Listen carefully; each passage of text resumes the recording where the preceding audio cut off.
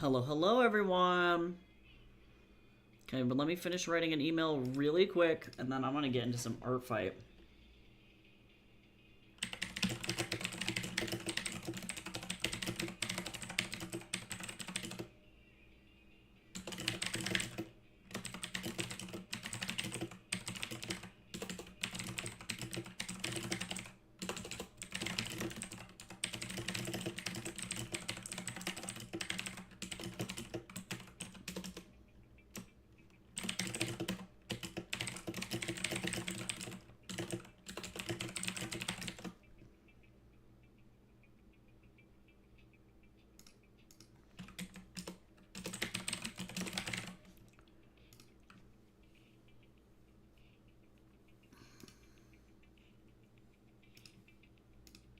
Okay, email is sent.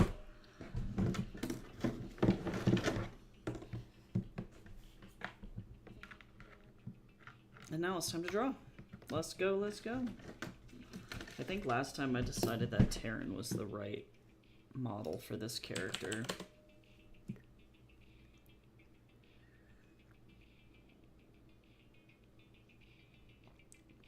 Man, this tea is fucking wild.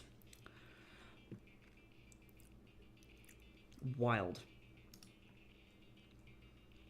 Also, hey Aqua, what is up? How are you? Okay, let me look at my references here.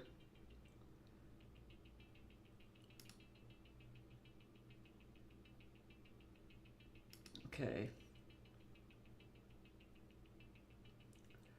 I am going to draw a shirtless merman today, and no one can stop me. Okay, let me get rid of this. Okay, what else do I have to do today? DSR stuff, and then I have to go to the gym. Yeah, honestly, Jace is a resource of many things.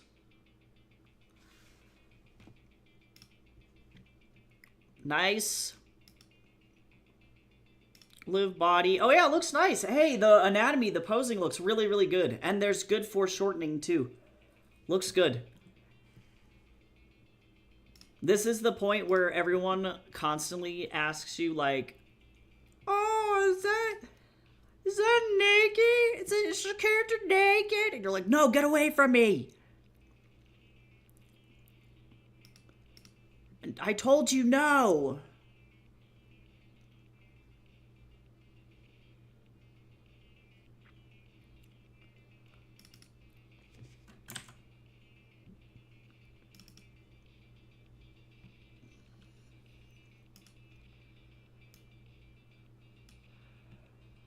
Do I want to... Hold on, I'm gonna see what I got here.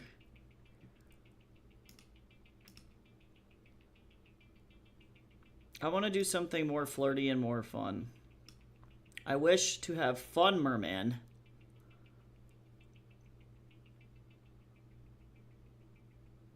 I gotta do the classic merman on the ground. It's the classic splash.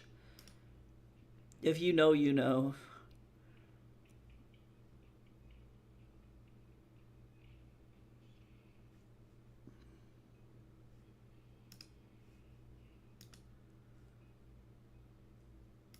Okay, so let me get a good solid 85 in here.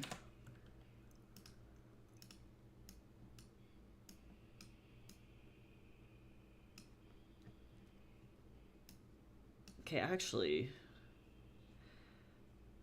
fortunately, I don't think I'm gonna have to censor too much on this stupid thing.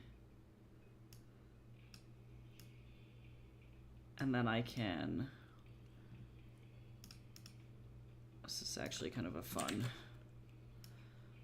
thing here. Okay, so let me actually go over here, and I gotta say image. Oh my lord. Image rotate clockwise. Paste. Let me go censor this booty in case Jeff Bezos decides to freak out. Censor the booty crack. Yeah, this character has like a very bright personality. Definitely a goofball, looks like. Very smiley man.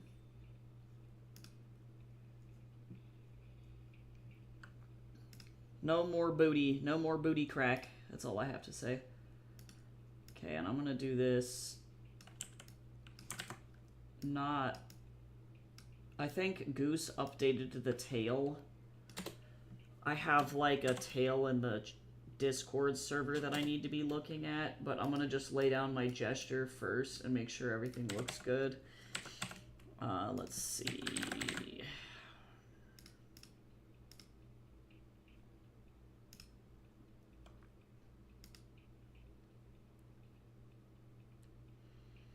Yeah, it's true though. Discord, I feel like it's the same way with like Twitch and other places. Like, it's seriously, they see like an image of an orange and the bot is like, clearly that's a boob, and it's like, this is an orange.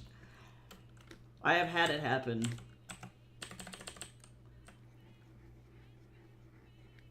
Or like even shirtless characters, even if they're male, it's like, okay.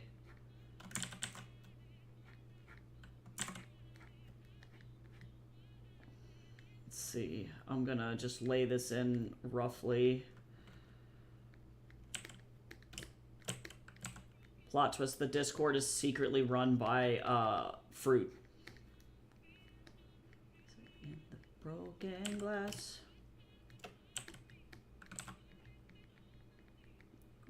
Isn't the lies, this is what it sounds like. I'm not saying I'm obsessed with this movie, but I am.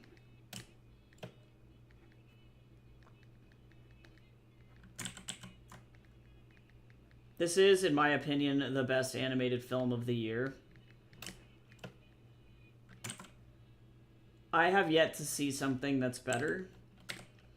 Bad Guys 2 might come in clutch, but I have to see it to know.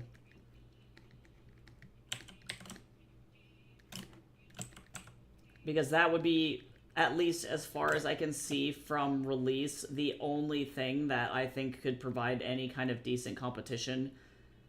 And even then, for me, Ne-Zha 2 is in second place right now, so they, like...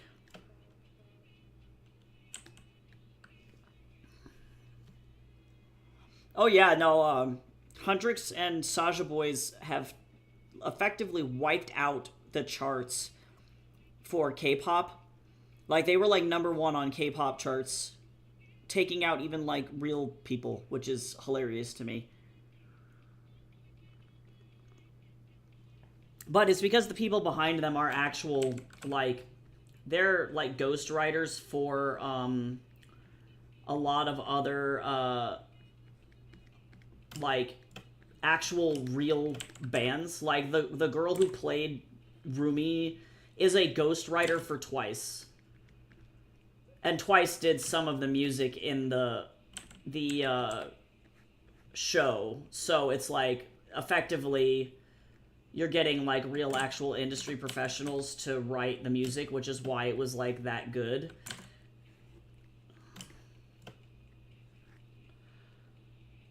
And then same with Andrew Choi, who is the songwriter for, he plays, wow, why am I blanking on his stupid name? The main Saja. Genu, good God. Yeah, Genu, like, that guy also is a songwriter, ghostwriter for, big groups. So...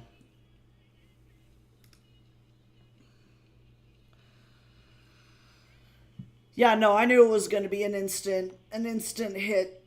I personally prefer and, like, really like Sony's house style. I think that, what they did with Spider-Verse was probably the smartest thing that they could have done from an artistic standpoint. And, they definitely now know their brand. Like, they already had strong direction in that way, like with, like, Hotel Transylvania.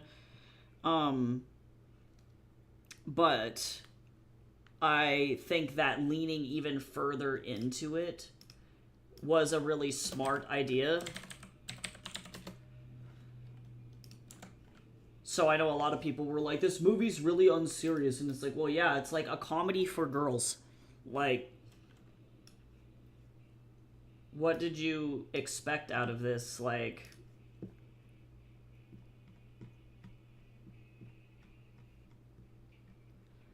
it's like meant to be fun and meant to be silly and not like grimdark. Like,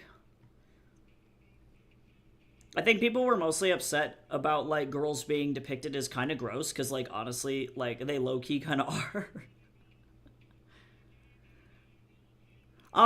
I don't think that it had like a super simple plot personally. As somebody who is really into like Korean demonology and, or not Korean demonology, but East Asian demonology, and also too, who is into like obviously all of the research that I've done for Journey to the West. The movie is actually insanely symbolic from like a demonology standpoint and from a Korean myth and religion standpoint. I think a lot of people, unfortunately, in the US are going to miss that because they don't know. They just don't know. Or like, let me make sure I'm pronouncing the word correctly.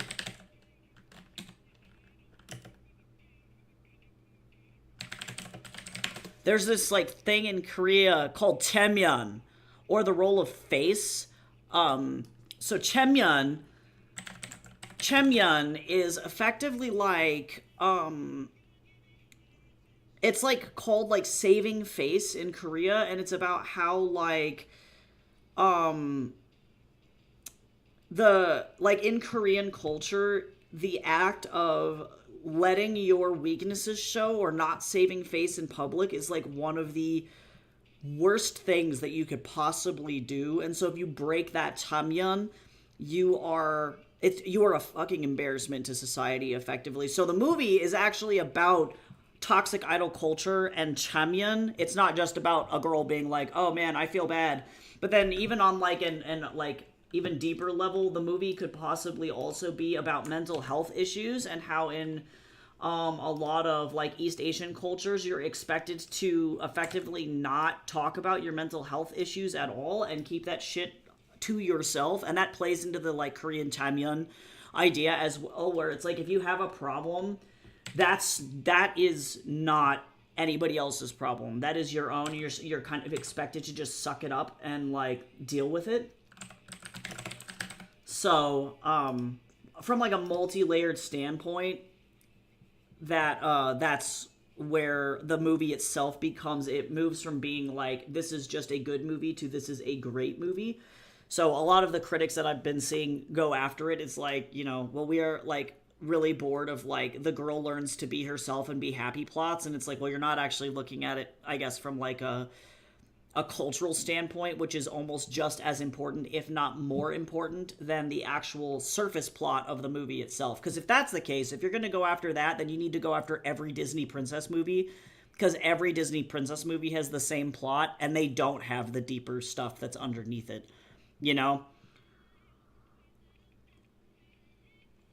So, kind of interesting.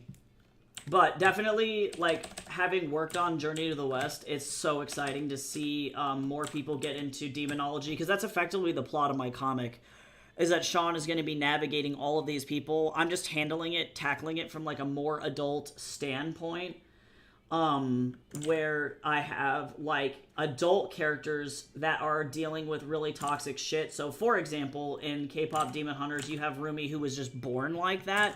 She doesn't really have a choice to be able to like change her like demon nature, which sucks.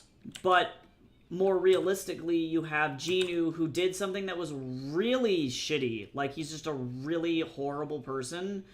And that is what turned him into a demon. It's just the act of being a garbage human being and betraying other humans is what did it for him. And so in Journey to the West,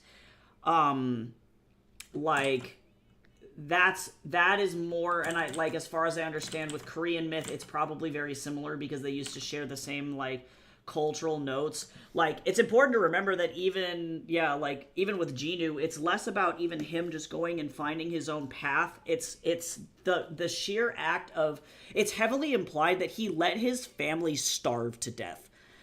It's definitely like super severe, like really sad shit. And so in most Chinese myth, like, and I'm sure Korean is very similar, but you have to do some pretty severe shit to end up being a demon. You don't just like end up being a demon because you just happen to be a like kind of mediocre or kind of terrible person.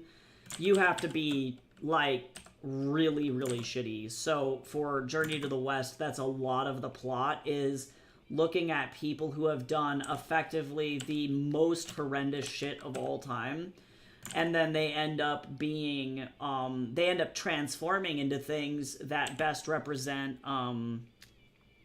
their faults. And so that's why I'm so excited to have Bo in the comic now, finally, because that dude committed SA. Like, he is gross. He's a nasty character. He's a nasty human being. Like, he tried to assault somebody. So what's interesting is that that guy learns and he grows and he changes over time. And so that's what I loved about Demon Hunters, was that was the message that they were trying to touch on, was that it was like, okay, so now we can start to talk about, like, how do you grow as a person from making not just a mistake, but like the worst mistake. So I was really pleased to see the same symbolism in that film without them like dumbing it down or watering it down for an American audience, which was really, really great. Because unfortunately, the only other option for any kind of film that dealt with that kind of a topic is Ne Zha 2. And the biggest complaint that I've had from American audiences, which I do think is a valid complaint, is that unfortunately, the Chinese, when they make their films, they don't really care about like making their content digestible to an American audience. And so they end up just kind of producing stuff that throws a bunch of information at you all the time. So if you don't know the original myth, you're going to be hella lost. So unless you're super familiar with it, Ne Zha 2 can be super overwhelming, and even Ne Zha 1 can be super, super overwhelming. So I think K-pop Demon Hunters ultimately did a better job introducing, like, helping an audience wade their way into that kind of subject matter without it being overwhelming. Hi, Cal. How you doing?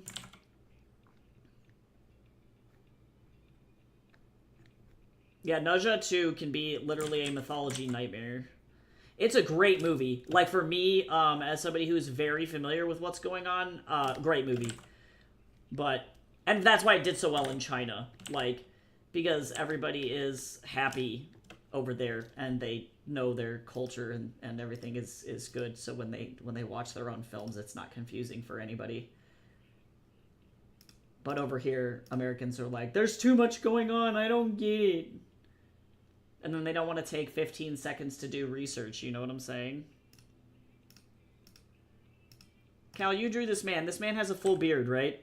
I'm drawing this man for Goose. I'm so confused.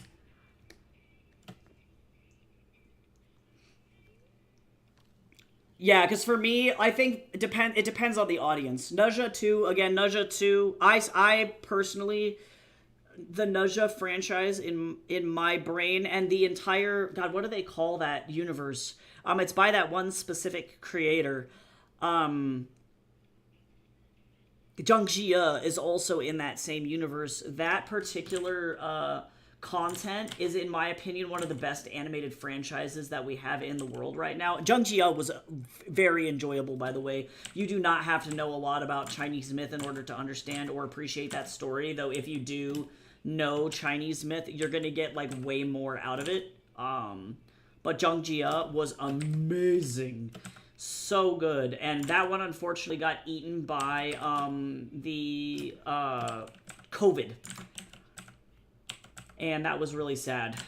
So if you have an opportunity to watch Zhang Jia, I would definitely like hardcore recommend going and doing that. But that's technically in the same universe as Ne Zha.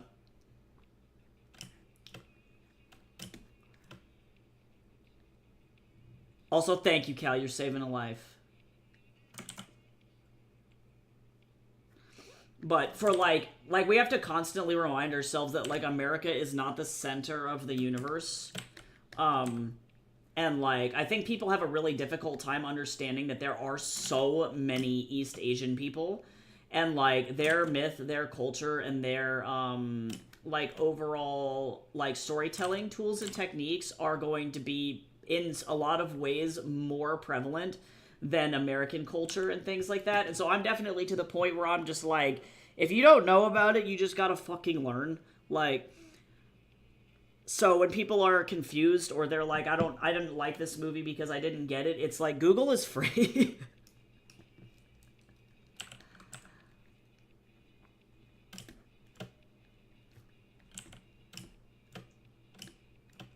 This man is very smiley.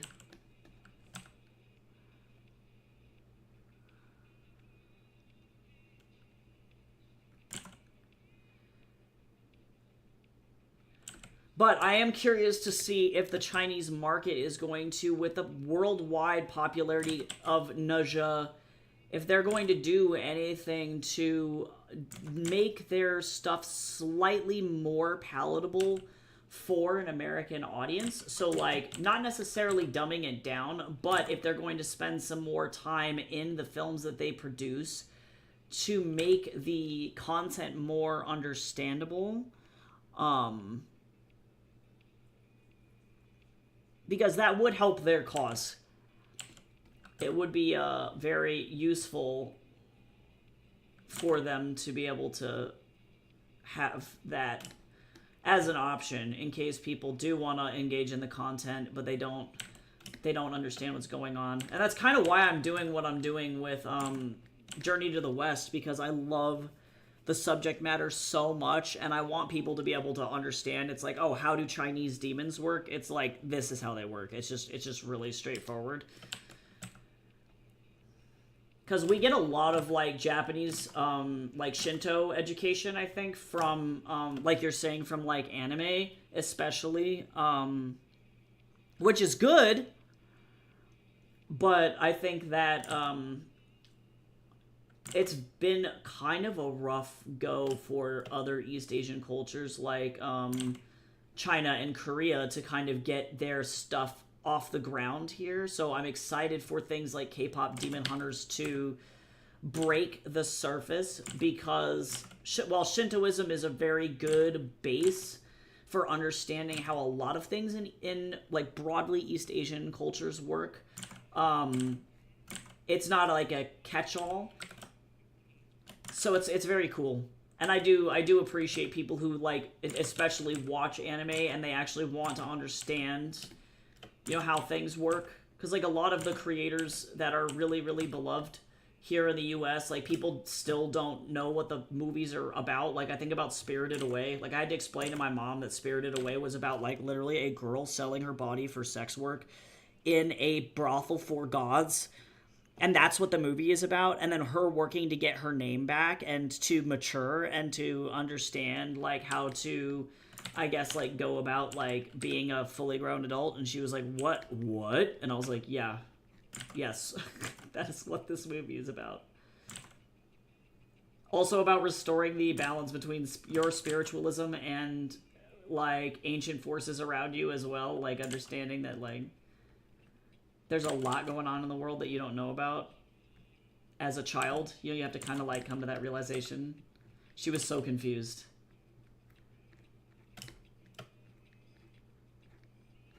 So it's like stuff like that I'm very excited to see, because like anime has always at least the anime that I've always watched. Like, Inuyasha is, like, one of the most popular anime of all time, and it, like, you know, obviously is an entirely Shinto anime. Or, like, I think about how it's, like, Sailor Mars. I'm pretty sure Sailor Mars is a Shinto, like, priestess.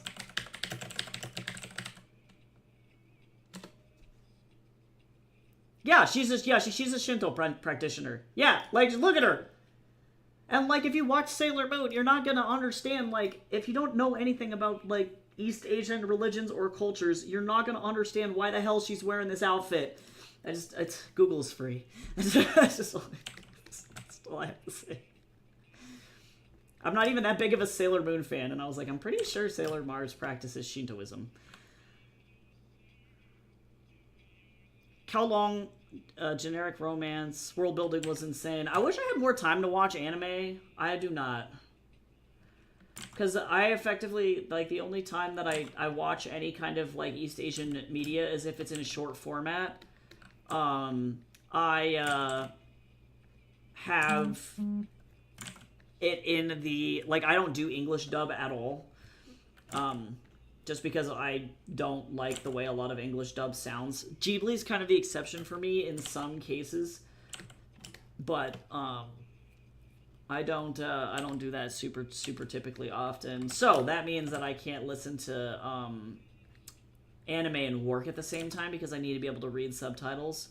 I understand more Chinese than I do Japanese, so Chinese media is less bad for me. I can, like, kind of put that on in the background, and I'm going to have the general gist of, like, what's going on. It's not going to kill me, but, like, Japanese is, like, a little bit less, so I have to be, like, locked in on that shit. Oh my god. But that is very cool, though. Gotta love seeing actual LGBT rep and stuff. It always, like, that's another thing that's kind of disappointing for me about anime specifically, or East Asian media in general, and this definitely plays into the theme of, like, what we've been talking about lately, and that is just, like, insane lack of diversity in a lot of stuff. It's getting significantly better in Japan now, but in China, it is really, really bad.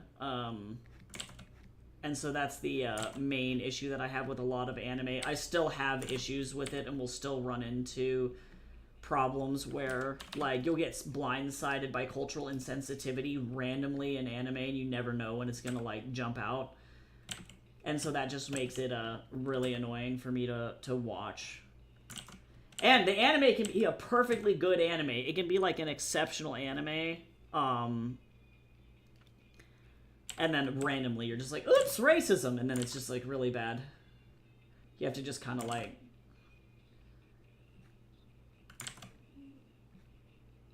either stop watching it or cry.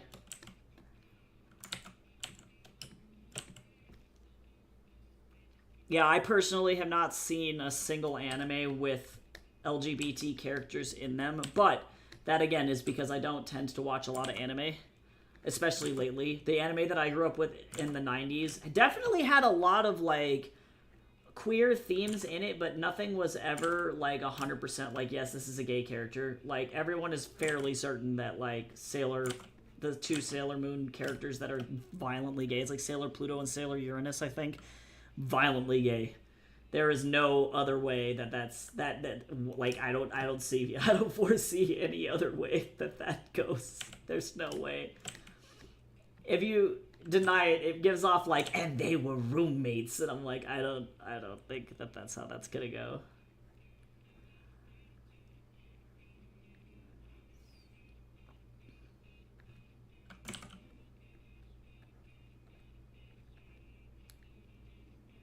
Oh, that's cool, though.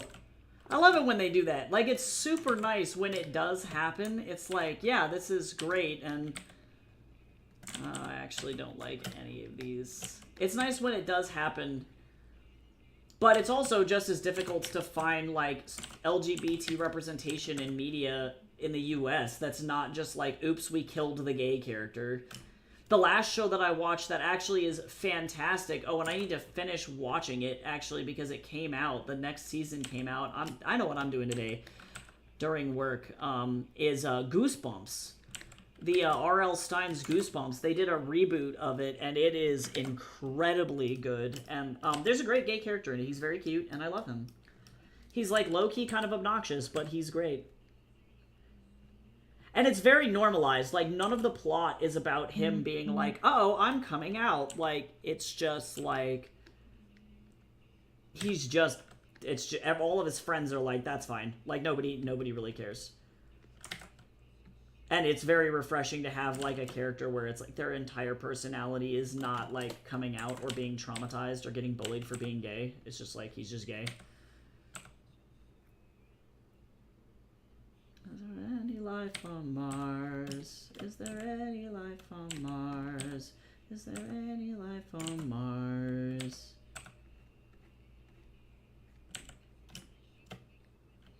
Okay, slowly but surely. Okay, so now let's get some actual merman body bits here.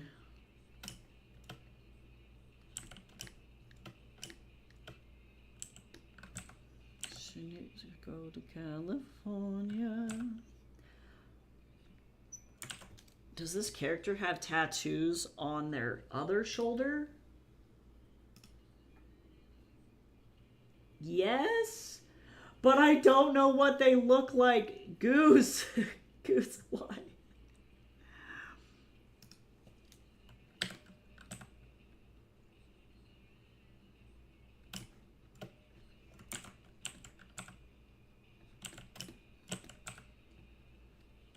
Feel like you're irrelevant? Do you feel like you're irrelevant? Do you feel like you're just scared as fuck? Do you feel like you're irrelevant?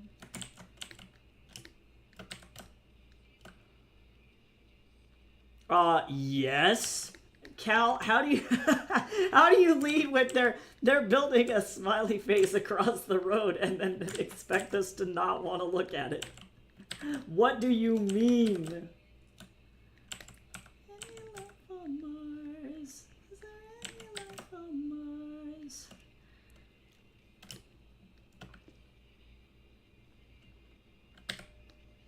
That's good though. Please enjoy that. And if anybody wants to know what songs I'm listening to at any point ever, you are more than welcome to ask.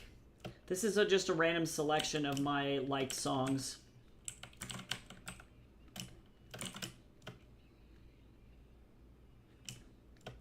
This is from my Nathan playlist.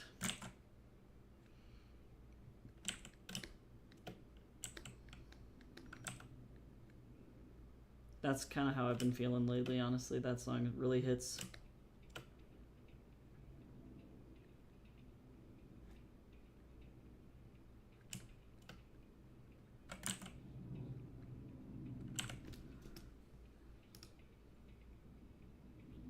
I love this dude. If you want to support a really, really cool London-born Sikh artist, this is this guy, Diwan. Oh my god. Let the Indians cook, because honestly, holy shit. Okay, let me look at this. Look at the smiley.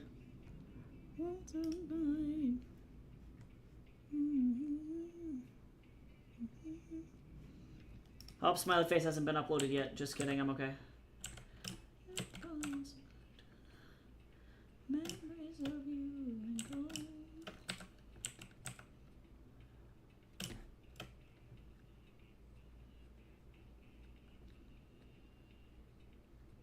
Also, Cal, I would like to say thank you for doing that commission for Goose, because, to be honest, it helped me so much. I can see everything. But now I'm going to have to come up with a tattoo for this arm. Oh god. Discord's gone rogue.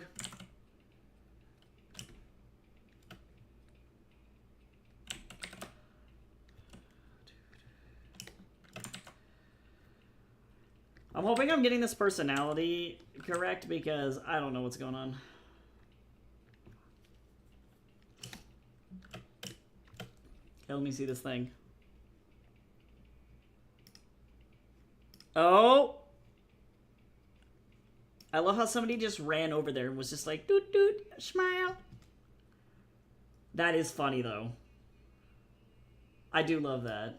We don't get any cool graffiti over by me.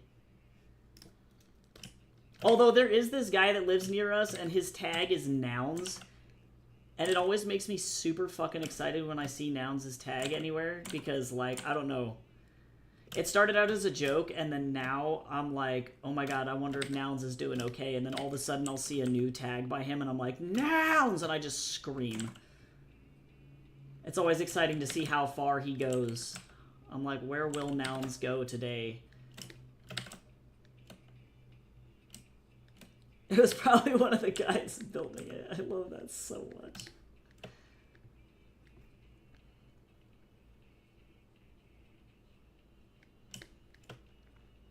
Yeah, sometimes Nouns, like, climbs on buildings and shit. Nouns doesn't care.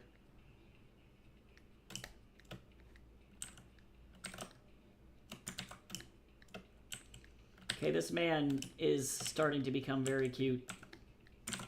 Okay, no booty. We're not going to do any booty cheeks. I know some people draw mermens with booty cheeks, but we're not doing that here.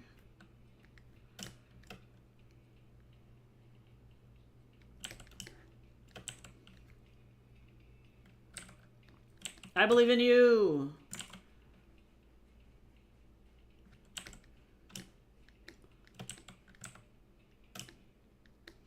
Oh, except, you know what? I gotta go like this. And then I'm gonna actually go like this. I'm gonna flip this way so this is easier for me to draw because I'm right-handed. And then...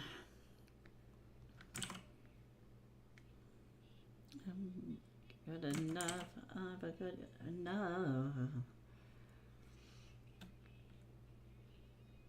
Yeah, well, part of it, too, I'm sure, is learning a new software effectively. You know, you're effectively starting from scratch, trying to teach yourself how to, like, draw a, using a new tool, which can take forever.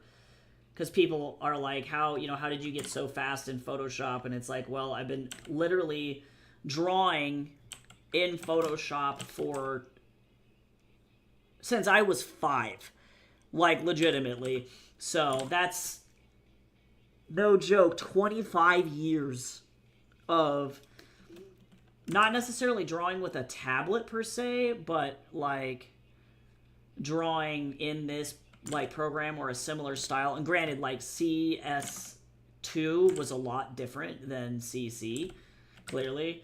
But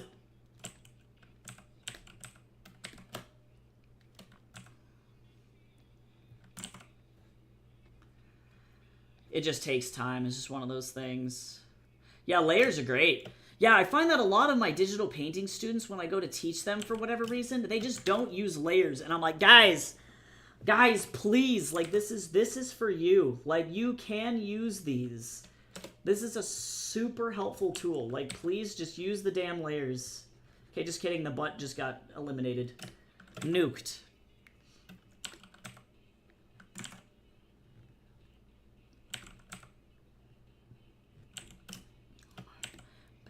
Better, best. This merman is so damn cute. What in the heck? It's not even mermaid. It's like July.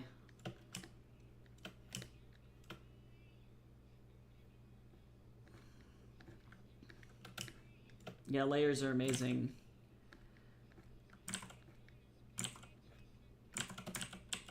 It just takes a little bit of practice. And then formulating your own workflow, too. Like, yes, exactly. Yeah, you can just apply color. No, totally. Like, definitely. Yeah, it's about understanding what you can do with the tool. Because certain media is faster in all technicality. Like, I feel like, for me, watercolor can be insanely fast. Faster than digital. But it really depends on what you're trying to do and, like, what you've got going on.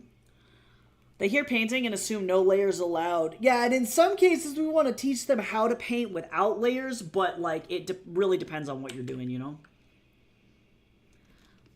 I genuinely can't wrap my head behind how layers work, so I just stick with trad art. That's valid too. If you like trad art is definitely not a bad thing at all. You are 100% right, James. You are not wrong. Also, I hope you're having a great day.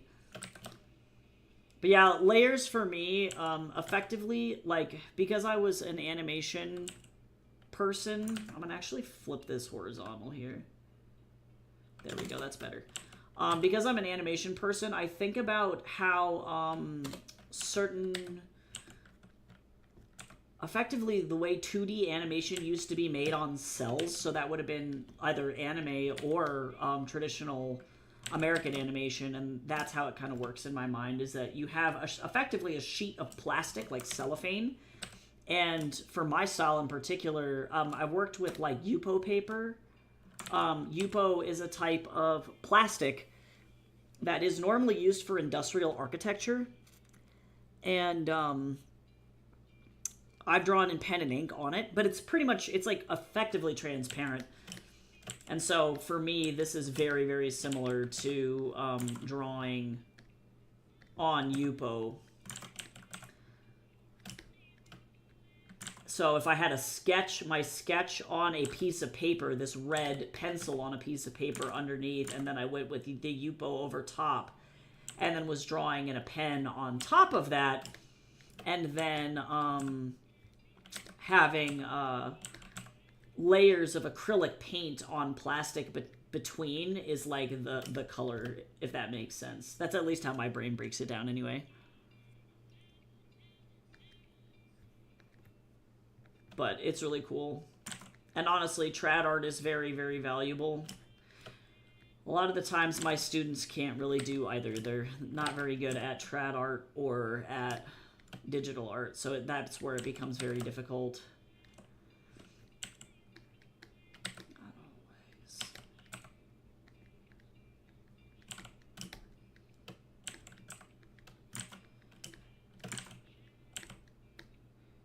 But yeah, I think for my digital painting students, for some of them, some of the assignments, we want to teach them how to use layers and how to be effective in that. But a lot of the assignments are, especially like the master's study one at the end, is an attempt at effectively trying to paint as close as you can to acrylic or oil in Photoshop, which effectively means that you need to think about how you put your layers of color down, and also to you're not really allowed to use layers in the same sense, if that makes sense. You just have to kind of put stuff down, paint, and then if you don't like it, use a different color and paint over it until you kind of build up slowly.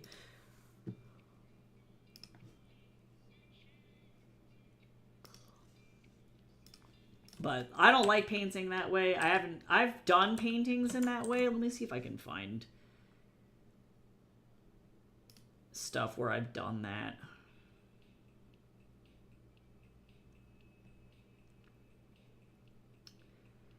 Damn, it's been a minute. Let me go look at my DeviantArt, because I used to paint like that all the time, and then because I had so many people tell me that my art was not real digital painting if I used layers. I'm going to go all the way back. I'm going to go back to the ancient times.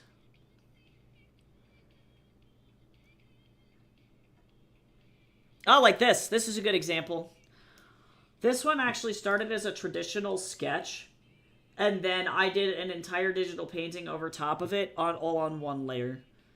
So that's not really, this is like old school where there's no like line art or anything. It's just, my anatomy's really weak here. This was several years ago.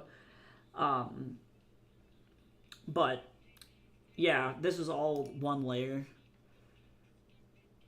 Let me see if I can find another one. This one too, same thing. This was a study. I wanted to try and replicate graphite in Photoshop, and so this was done with no layers. I started with a base sketch, and then on that same layer, I just built up on it. This is Ronveer saying, by the way, if you like this man, please go watch this man's movies, every single fucking one of them. This fucking man I love him so much, actually. He's a great actor. They just released an exclusive McDonald's meal for him at McDonald's India, and I'm so fucking mad because I want to go and get the Ranveer. This one too. This was a more traditional style, so there's no line art here in this one either. So I kind of stopped doing that after a while, and you can kind of see how I moved from... Oh, and this one too, actually. Sketch with digital painting on top. But I slowly stopped doing that and then moved, as I moved from like more traditional media into digital illustration, then all of a sudden I was like, ooh, I actually really like line art. And then I stopped doing that and then went back more into like what I do now, which is just lines. Oh yeah, you probably... Is that Simba? I want to watch this movie so fucking bad. This movie... The plot is so funny, though. I love the premise of this film. It's so funny. Yeah, seriously, Ranveer Singh is an absolute legend. So I'm super mad because I can't go to India and get this damn meal. So you can get either it's effectively, they are all vegetarian at McDonald's India, which is great. So you can either get a aloo or a I think it's like a fish patty. It might be chicken, but it comes with this explosion sauce on it, which is a creamy chili sauce. So it's like a vegan chili aioli, and then the drink is a pear boba, and I'm so angry. And Ranveer advertised the meal. He was like, it's full of chilies and fun, like me. So I want to go so bad. I'm so angry. If only I could actually find a way to commission artists, it'd make a lot things less awkward. I have a bank account now because I have a job, but I doubt my grandpa will be happy with me blowing money on art of my characters. Yeah, honestly, that's tough, James. Like, and for me, I would say as long as you're, reasonable about it, I don't think that would be a bad thing at all. And I would hope that people would be understanding that you're effectively paying people money to be creative. That's in my opinion anyway, and like this is obviously very biased because I myself am an artist, but like that's one of the best things that you can do with your money, especially in a time where things are being taken over by AI, to spend money on human artists and support communities that want to just make people happy by making art. That's like such a kind thing to do. It's such a cool way to be. But I think as long as you're pretty reasonable about it and you don't spend like too much money all the time, that would be my advice, is just try and have a balance. Because then that way, if anybody does say anything about it, you can say, well, I only spend so much money this a month on art. And so you're not like totally blowing a bunch of money. And then you can put some money in savings too. And then that way it can give the illusion of financial responsibility.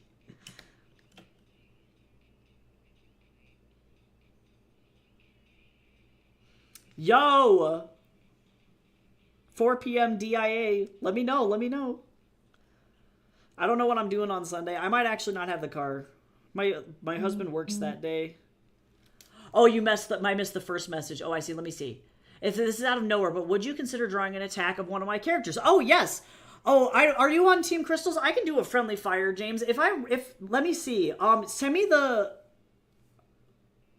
your username. Or wait, do you follow me on Artfight? I think that you do.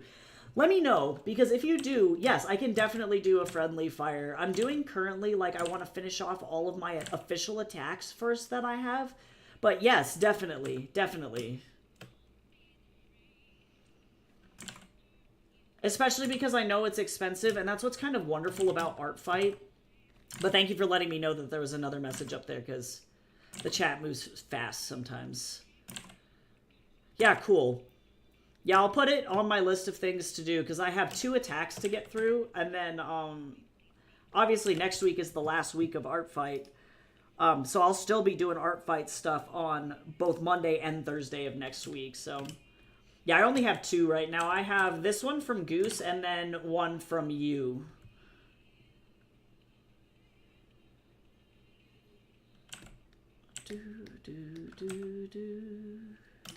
I love this. Yeah, definitely. Is there any character in particular that you'd want art of? Let me know so that way, if you have multiple characters listed, I know which one you're looking for. Because in this particular case, Goose only had 2 characters, so I got to just kind of go for it. But I totally understand how hard it is when you, like, you want to support artists, and then things are expensive. Like, I literally just made a video today about how somebody, like, tried to ask me to make a children's book for them for, like, $3 an hour, and I just had to say no, because it's, like, I have to be able to pay my rent, you know? It's, like, it's so difficult. And then, you know, people will hit you with all sorts of stuff. But you have to just let them know it's like, this is like my job, you know? But that's what's great about Art Fight is that it's, because it's a monthly challenge, at least for this month, I can like just do art for free for people. And that's like the whole point. Goose did do an Atari and they're amazing. It looks so good. I would say for my first Art Fight, this has been insanely successful and fun. It's been just like a really good time. I'm actually going to go down on this one a little bit.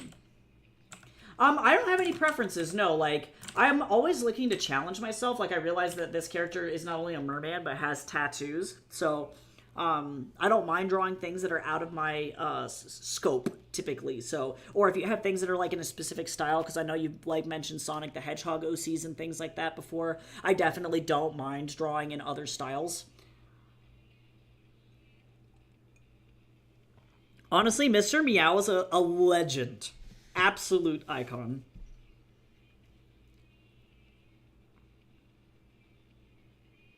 Oh, gotcha. Yeah, feel free to take your time, because most likely, I don't think I'd be working on it until, like, next week, I would say. So, if you have any kind of characters that you'd like and you're working on them right now, just, yeah, feel free to take your time and upload them, and then you can always pop into stream, or send me a message. You can send me a message on Discord if you have a Discord or any of those things, or even on Art Fight, too, if you want to send me a message on Art Fight and let me know.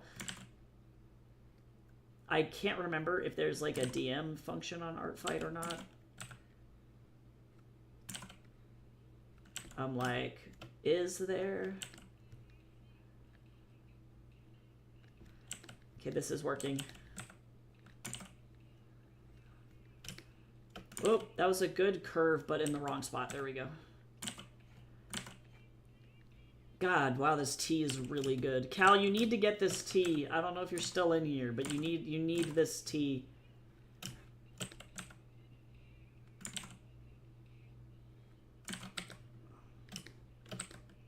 It's called Black Jasmine Song. It's a black song tea that's grown in a specific region of China, but they put jasmine flowers in it. So it's like a jasmine tea and a black tea had a baby, and it is the craziest thing I've ever put in my mouth. I am shook. It is so bananas. It is the best black tea I think that I've ever had. If you don't like ultra floral jasmine, you might not like this, but like, what the butt?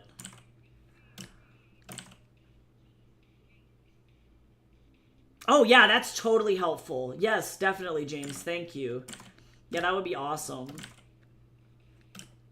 And then once you have the character uploaded, I can do the official attack over there, too.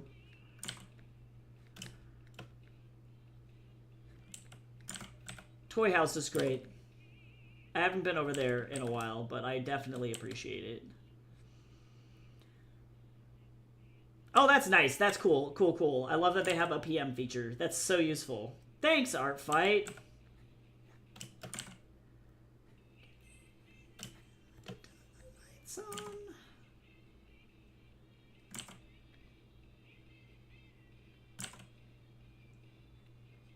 Come on, hand.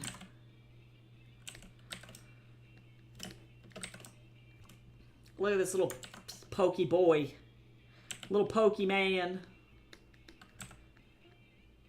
I realize, unfortunately, that I won't be able to include the necklace here.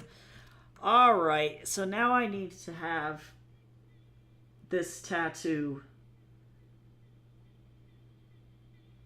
Oh yeah, totally though. No, that makes sense, James. Totally makes sense. Yeah, because on Art Fight, I think you can just upload like one image and their name, and then that'll link me to the Art Fight. But yeah, I would 100% agree that I think it's easier to keep info more organized over on Toy House, because that's really what it's designed for. It's a lot friendlier for that, for sure.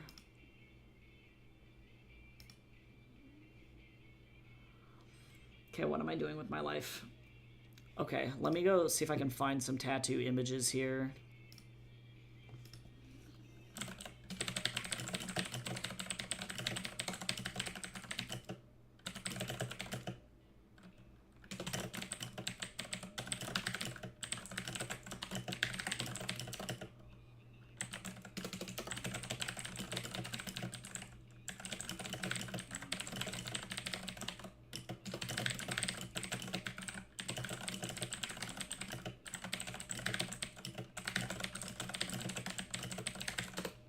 Okay, let me see if I can find any kind of stuff going on over here. Toy House is like a OC organizer like website, but also too you can do like adopts and trades and things like that. So for example, let me show you. This is available on Etsy. I don't tend to do them often because they just don't sell for me. But I have this character who is a half-orc that you could play for like D&D. So you could get this entire sheet that comes with like different piercings or expressions or clothing options, or if you need like the nude version of it, all of this stuff. And then in my case, I give it with a character sheet as well. So you can effectively sell characters as what are called like adoptables. So a person will pay a set price for this kind of artwork, and then it's yours. I can't use the character anymore. It effectively becomes like your OC. And then if you don't want them anymore, then you can do the same thing where you then on Toy House can go and offer it up again for an adoption.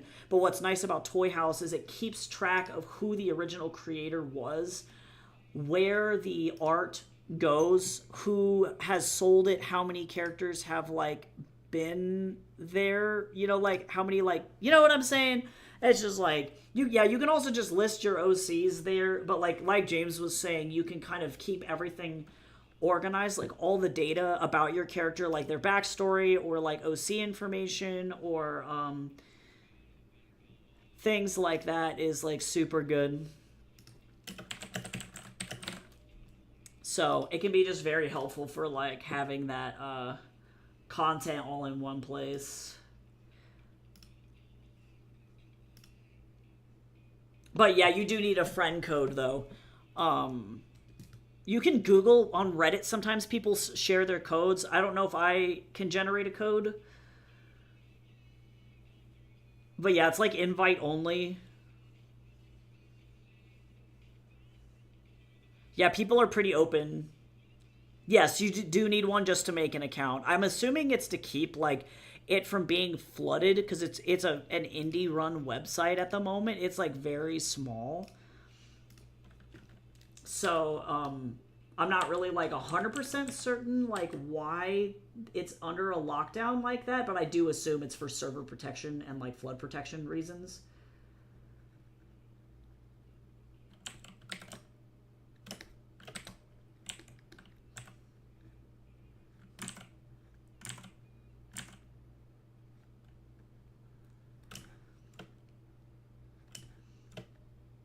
I'm sure that they have good reasons for it. I don't know. I tend to not pay too much attention to that shit. I don't know what's going on. I'm old.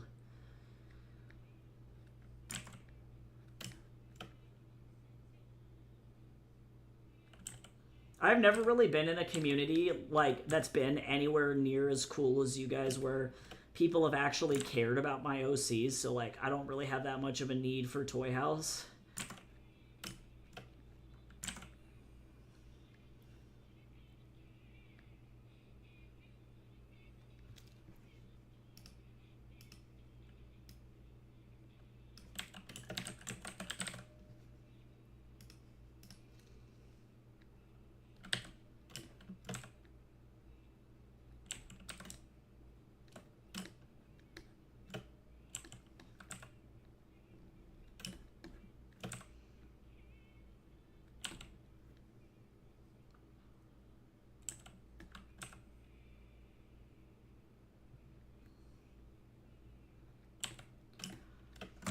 Not a fan of that. I'm not a fan. Well, that's fine.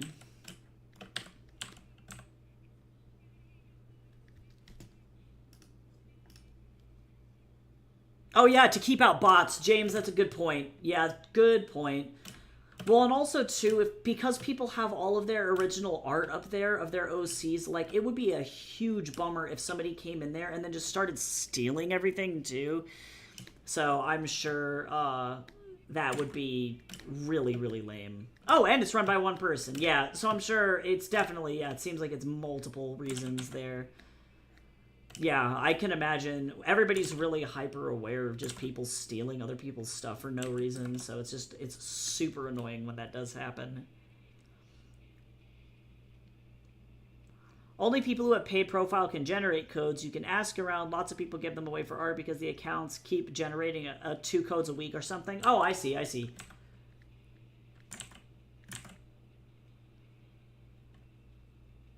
Yeah, if you have like a lot of OCs, that's definitely a good idea, I would say. Or if you're interested in selling adoptables, that's another good idea for like having a toy house for sure. I would love to sell more adoptables, but I recognize that they're more popular in the furry community, and I just don't know how to generate good adoptables. Like, I would really like to be able to, like, do that, but I wouldn't know where to start. And then also, too, I think I have an equally, like, difficult issue of, because of my skill level and my experience, my art costs more. And so it's out of the price range for a lot of people. And so I have, like, this guy, that guy that I was showing, that orc guy, is like $80. And that's just for like the base art itself. And if you want to, you can pay more. You can pay up to like $300 to have like the full PSD, like all the details, everything that you would need to effectively take full ownership of the character. And I recognize that that's crazy, but $80 is not that heavy of a price for adoptables. Like I've seen other people sell their adopts for that much, for that level of detail. So I don't know. I'm not sure my, like, stuff is just priced too high, or if, like, there's no interest in, like, D&D adoptables. Or if it's because, like, I just don't exist. And, like, nobody knows I'm alive.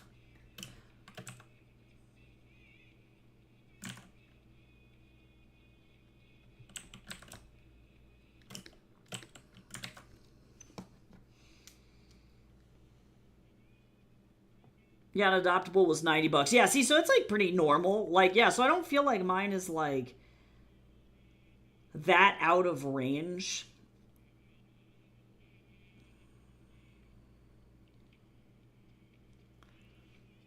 Oh, cool. Thank you, James.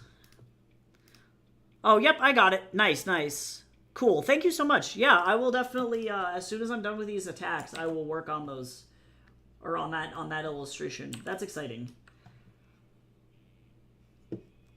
Okay, so now I gotta do this damn tattoo.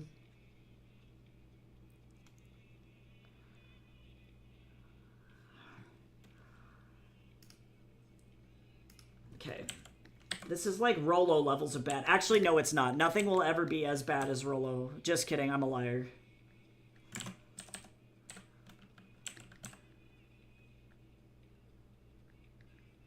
I should not lie.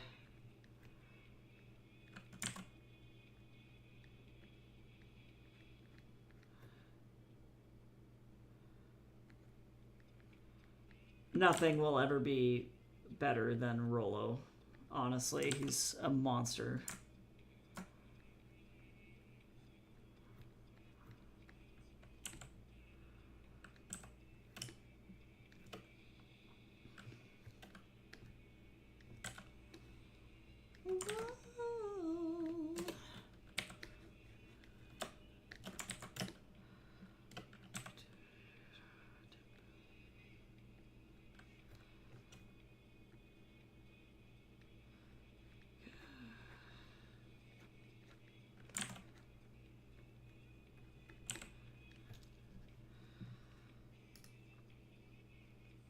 Truly? Well, it's crazy because he doesn't even have any lower body tattoos. It's all just, but like his whole upper body.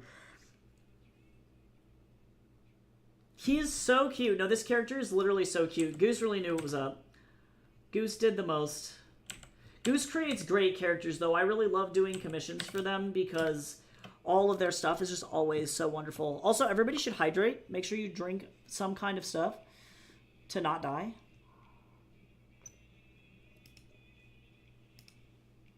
The caffeine from this tea is hitting. Yeah, it has like the same tannin bite as like the black tea normally has, but then the jasmine notes like cover it so well.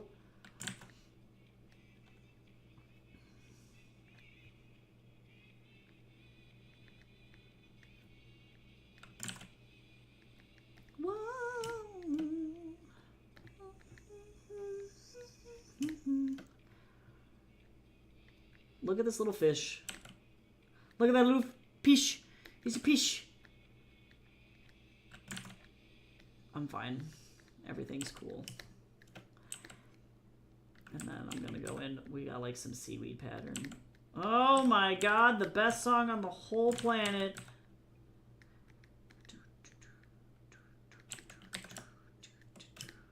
Okay, because he's only got half sleeves, I think, this character. Yes. Yeah, only half sleeves. Okay.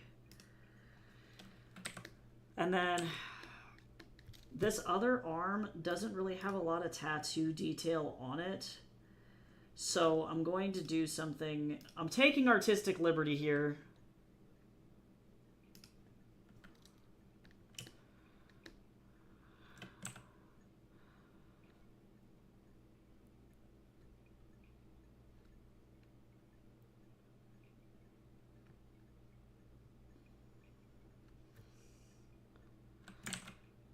I love that we get to listen to the best, very gentle, like, beach theme soundtrack piece. Oh, God, it's so nice. I'm gonna go to sleep now, guys. Am I gonna need, like, a... And it was at this moment that he wished that he had a cup to be able to do this wave sun thing. It's okay.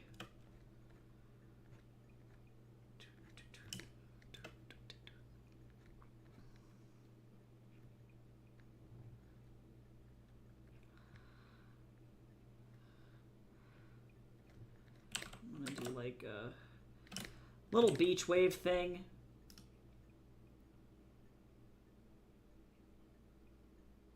Oh, to be pouring like tea.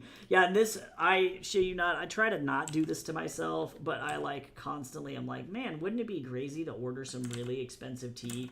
So this was like I think most teas on Adagio are like, what, they're like 15 cents a cup, so they're like relatively affordable tea. But this particular tea was something crazy like $4 a cup. It was truly intense.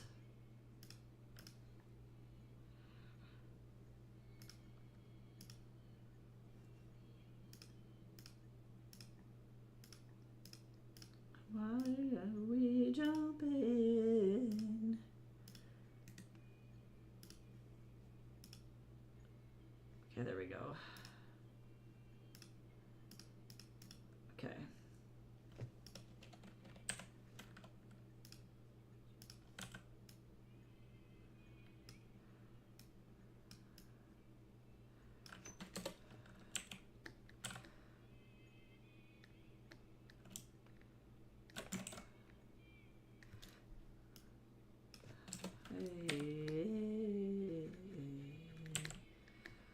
Nice. So I'm not going to pull the tattoo all the way down the arm, I don't think. And I'm going to do just like a flat color, I think.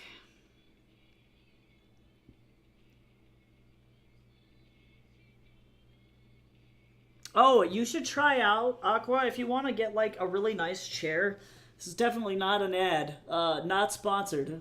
But Secret Lab produces amazing chairs for people with the best adjustable features I've ever seen in my whole life. And they have adjustable armrests, adjustable body, lumbar support, adjustable back. It's just like, they are amazing. Yeah, thank you so much again for that purchase from my Etsy. That's like seriously so nice. It's like, it's really, really cool. Oh, it's actually exactly the color that I needed. Look at that. Okay, so I'm gonna leave this alone, and then let's do... Do we have any indication of what...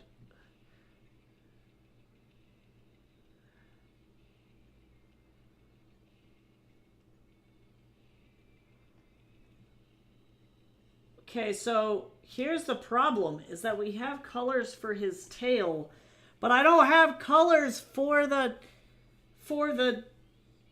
body. What do I do?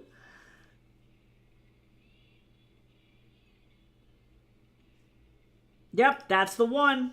That's the one. Yeah, the scent was insane.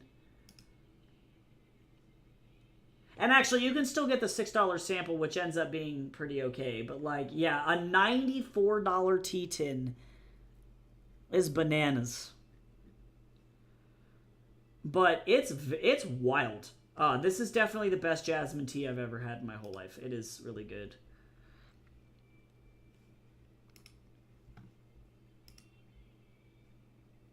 Oh, your chair. God bless. Oh, it's been through some shit, but you know what? I love it. Yeah, Secret Labs. If you can get a Secret Labs chair, truly. Okay, so what I'm going to do, because I don't have any color... Damn it, Goose.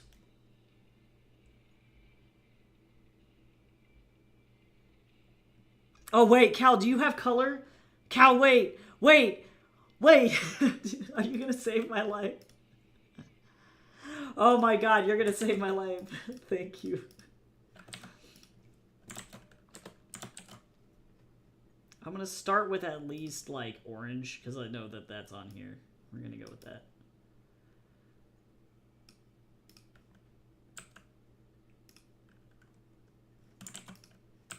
Here we go. Oh my god. Oh, you saved a life. Okay, so just so I understand correctly, bro has green skin. Is that correct?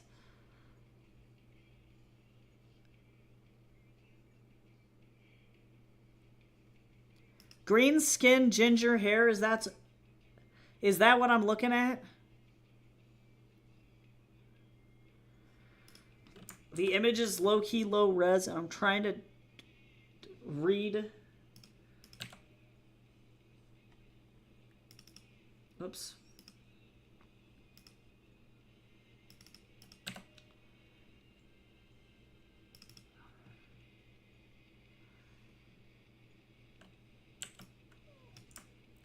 Okay.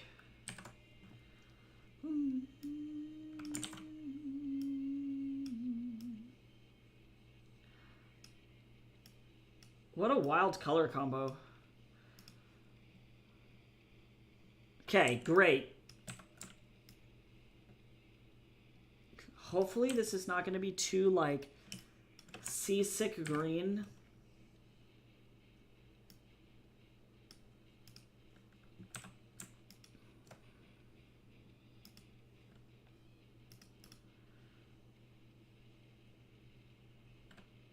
So actually, for the sake of ease... Okay, actually, this is not going to look that bad.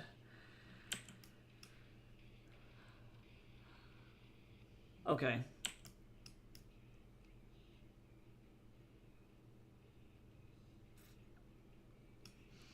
Yeah, sure. Thank you! Okay. That at least helps me clarify the color a little bit.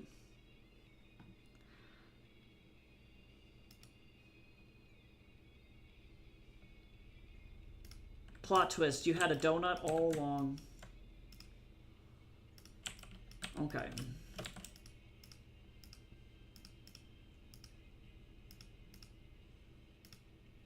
This is how Cal saves lives. You saved a whole life.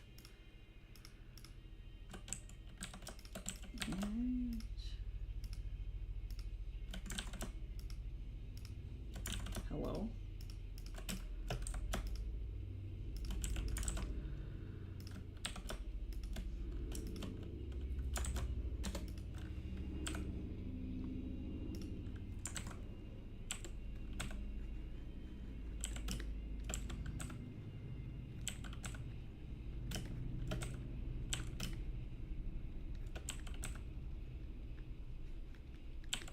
Okay, so now...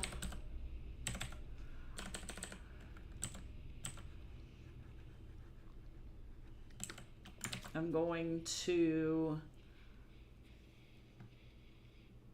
It's happening. It's definitely going. I'm gonna go look at a lionfish. They're so pretty, but they're also awful.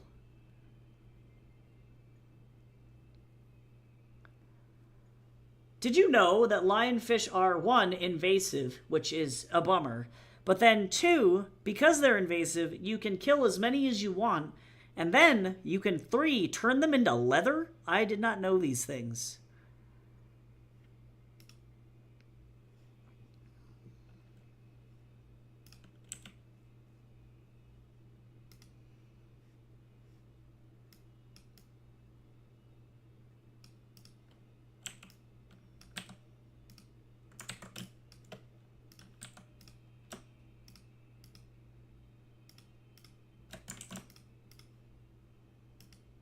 I should have expected that fish leather was like a thing, but...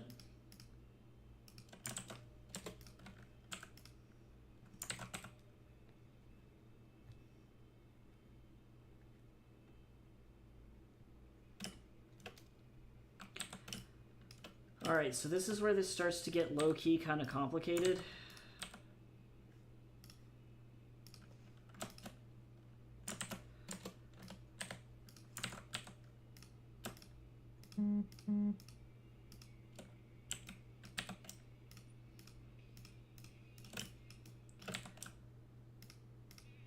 Stay you for a sign from God. God, sleep token. Okay. Time to feed the damn Snorlax.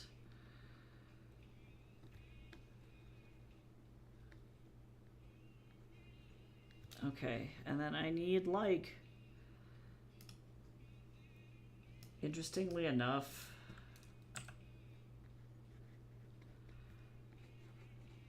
Oh, that's good.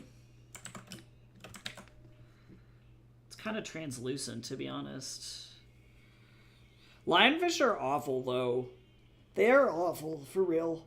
Yeah, you can make, like, wallets and stuff out of them. Yes, I did see, Cal. Thank you so much. That is very helpful.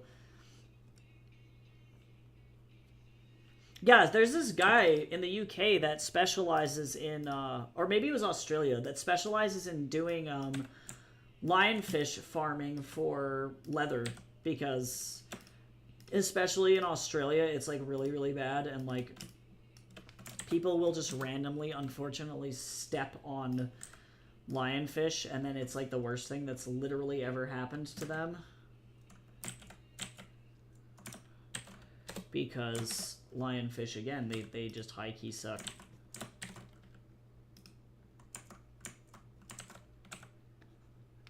Literally garbage.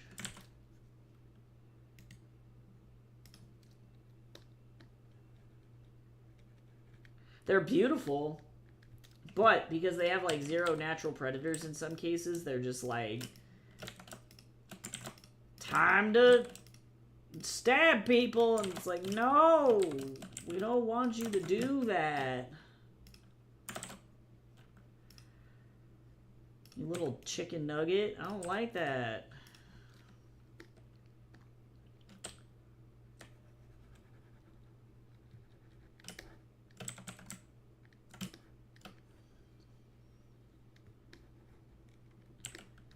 So don't be like that. Thank you for making sure I'm not in the sin.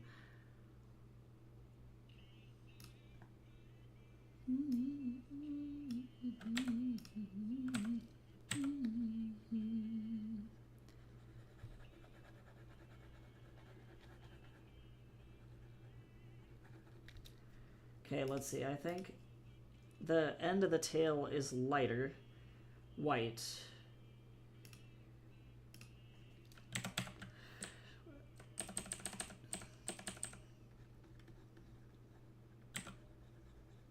Like that.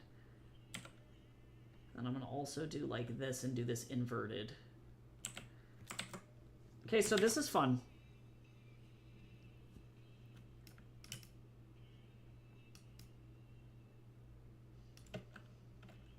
Okay, so now...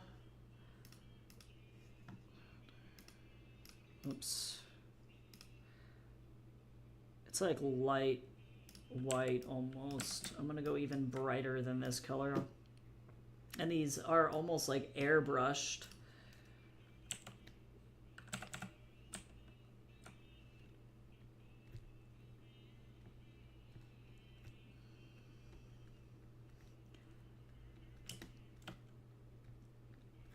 And I know that this is probably gonna look like garbage, but we'll see. I'm gonna just zoom out and check. Oh no, actually we look okay.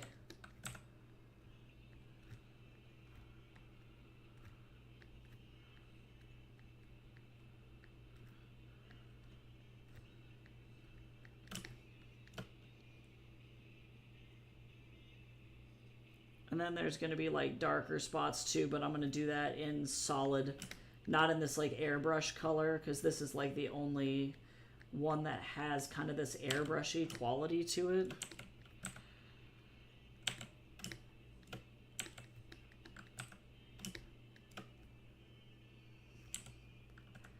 But then this has a darker color.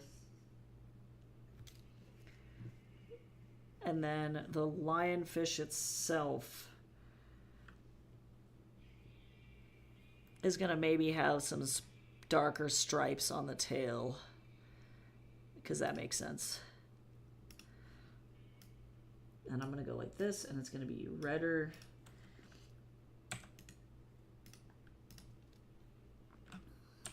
And then I'm going to go like this. Because this makes sense. Oh, not there. Here, though.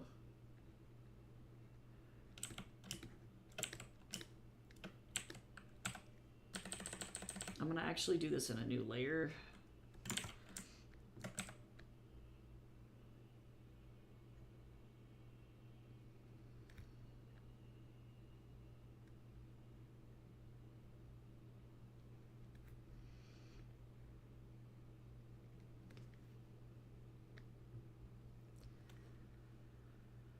And then it is rimmed in white, actually, believe it or not. Yeah, this is happening.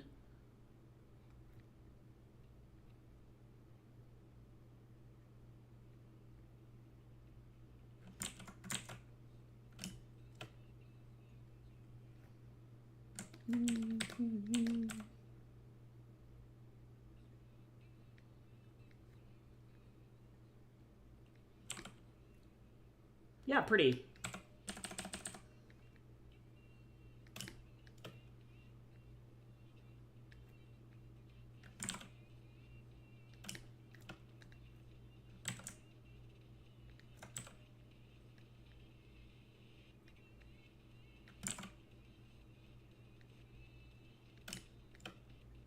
No brain. My brain is like salami. This is the same color as salami. I'm like, stop. No.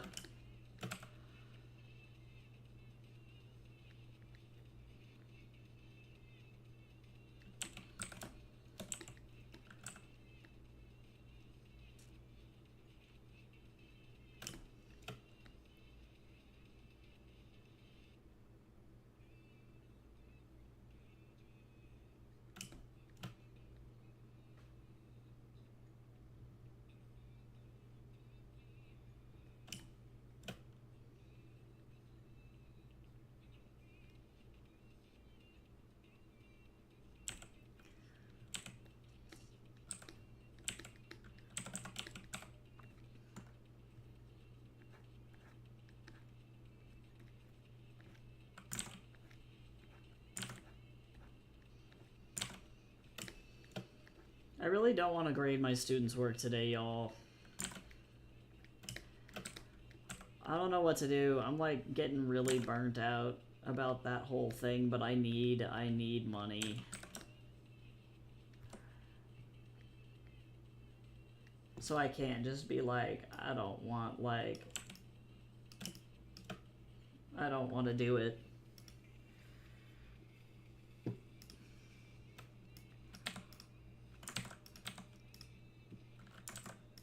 Like, I'm not allowed. I have to just... It's like partially that, and then partially, I don't know what it is about summer semester, but there's a lot of students that, like, I think over the summer, they decide that they don't want to put in as much effort. And so while I guess like the cool thing is that like enrollment is like the highest ever for any summer semester ever at this school, but then like legit they're just not choosing to actually do the work. Like I have to send emails to students like every 2 weeks being like, hey, you're gonna fail this class. If you do not do this work, you are just legit gonna fail. Like, I don't know how to tell you that you are gonna fail.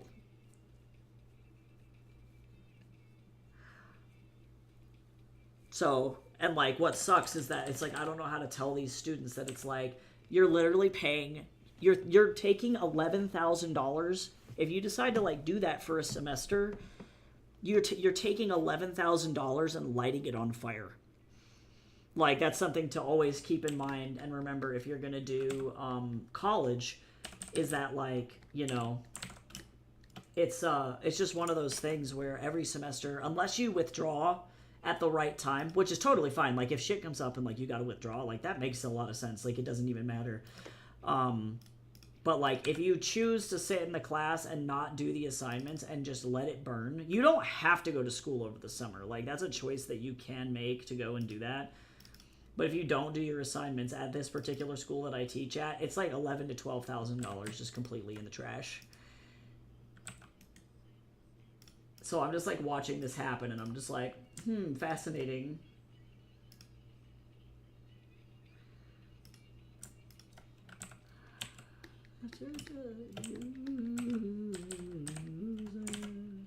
And I definitely recognize certain things come up, like, but those students communicate with me. They're like, yeah, I have like, you know, a kid who needs to go through surgery, or, you know, my family member just passed away, or like whatever it is.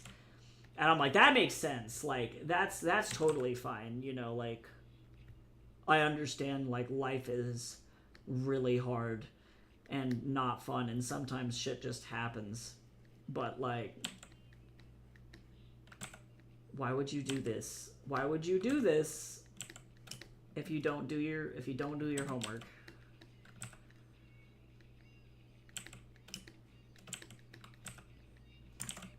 And And especially at an art school, too, where you're going to get a degree in something that's like, effectively, you know, you're trying to simulate an industry environment. So in the industry, if your art director says you got to turn this shit in now, you got to turn that shit in. You don't really get to have a choice. You have to meet that deadline, or like, too bad, so sad, that's how you get fired. So I don't know if these kids are prepared to understand that, like, it's like, if you don't like learn these habits now, like, you're gonna have a bunch of issues later on. So that partially makes me sad too. It doesn't surprise me, but it makes me sad.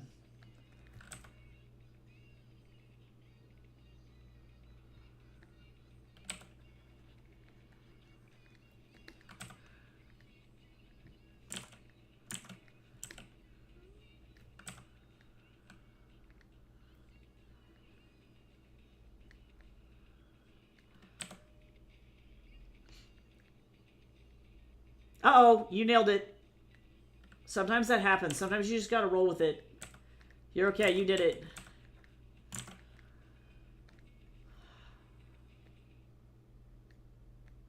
Yeah, honestly, I think what makes it the worst is that, like, I feel like at about halfway through, because I'm, like, at midterms this week, about halfway through the semester, I just, like, give up on certain kids. I'm like, okay, y'all, I gave you, like, 19 warnings that you were gonna, like, have issues. You had every opportunity to, like, survive this situation.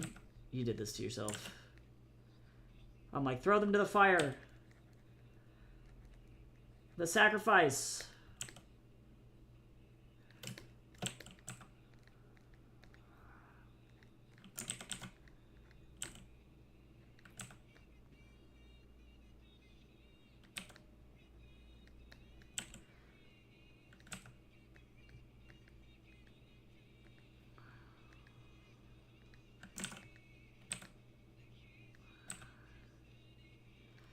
I definitely try to not be mean, but this semester in particular is just really fucking bad.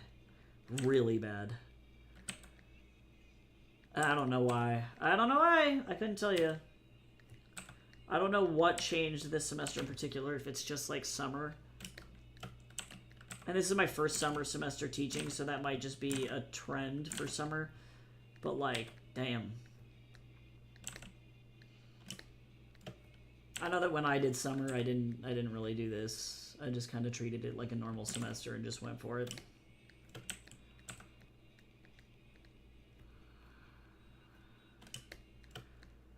Get this in here like this.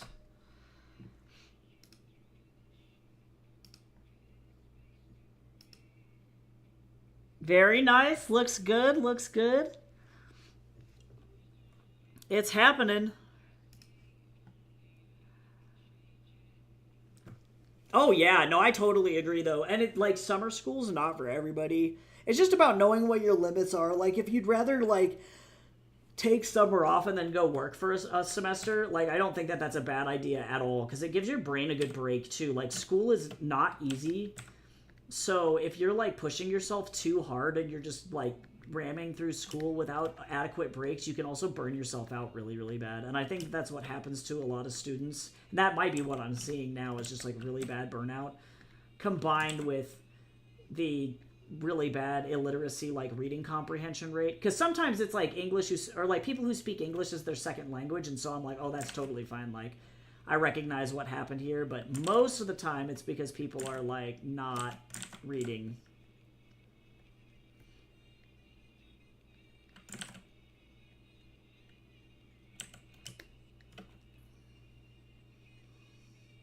Oh, yeah, I'm fluent in Spanish. Yeah. I'm also learning Korean right now. Just because it's fun. I speak a little bit of Mandarin Chinese. Like, enough to be able to, like, order at a restaurant and navigate to, like, bathrooms and stuff, but not necessarily, like, do anything else. I used to be conversationally fluent in Russian, but I haven't practiced that in nearly enough time to be able to, like, actually do anything with it. Russian's very difficult, and if you don't have people to practice with, that can be a problem. I live around a lot of Russian people, so I really should get back into the habit of it because it's useful to just know.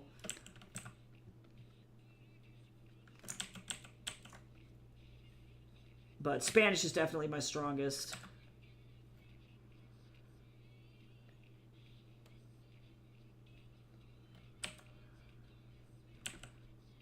But I think in terms of like actual numbers, my fluency for Spanish is like currently at like B. I'm almost to like C1. C1 is like you're effectively that's like 100% fluent. Let me see what the list is.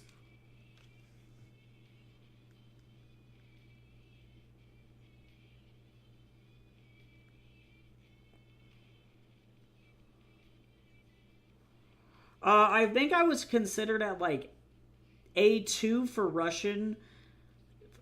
Spanish, I'm at like C1, which is almost fluent. And then I'm trying to think about other languages that I've spoken. Korean, I'm like just starting out, so that's a whole thing. I would put myself at A1 in Chinese. And then by proxy, because Latin languages, I'm probably at like an A2 for both French and Italian and Romanian, because I can read them, but I can't speak them. If I hear it, I understand what's going on, but I can't like do anything more than that. Which is lame. But it's because they're all related to each other. So annoying. Yes, yeah, there's a European standard for fluency. And it's graded through A1 through C1. I know Duolingo uses that standard when they like set up their courses. They have like a quote fluency score in Duolingo as well. But like to be honest, the A1 through C2 system is like a little bit more standardized, and that's like how most countries are gonna like. If you were to do exams in school, for example, that's how they would judge you for your language learning skills, if that makes sense. But the Duolingo score is like a number. It's like, I think for Spanish, I'm like well over 100. I don't know exactly how their number system works in Duolingo. They just go rogue. But if you look into some Duolingo courses, not all of them, because some of them are massively underfunded, some Duolingo courses will have effectively the like listing of what section teaches what level of fluency. So if you go into each section, you can kind of see like, oh, this is like C1, C2. But I don't know. Again, not all courses have that because some courses are stupidly underfunded because unfortunately Duolingo has to like fund their courses based on popularity and not necessarily on like keeping every single course up to standard because they're a nonprofit. So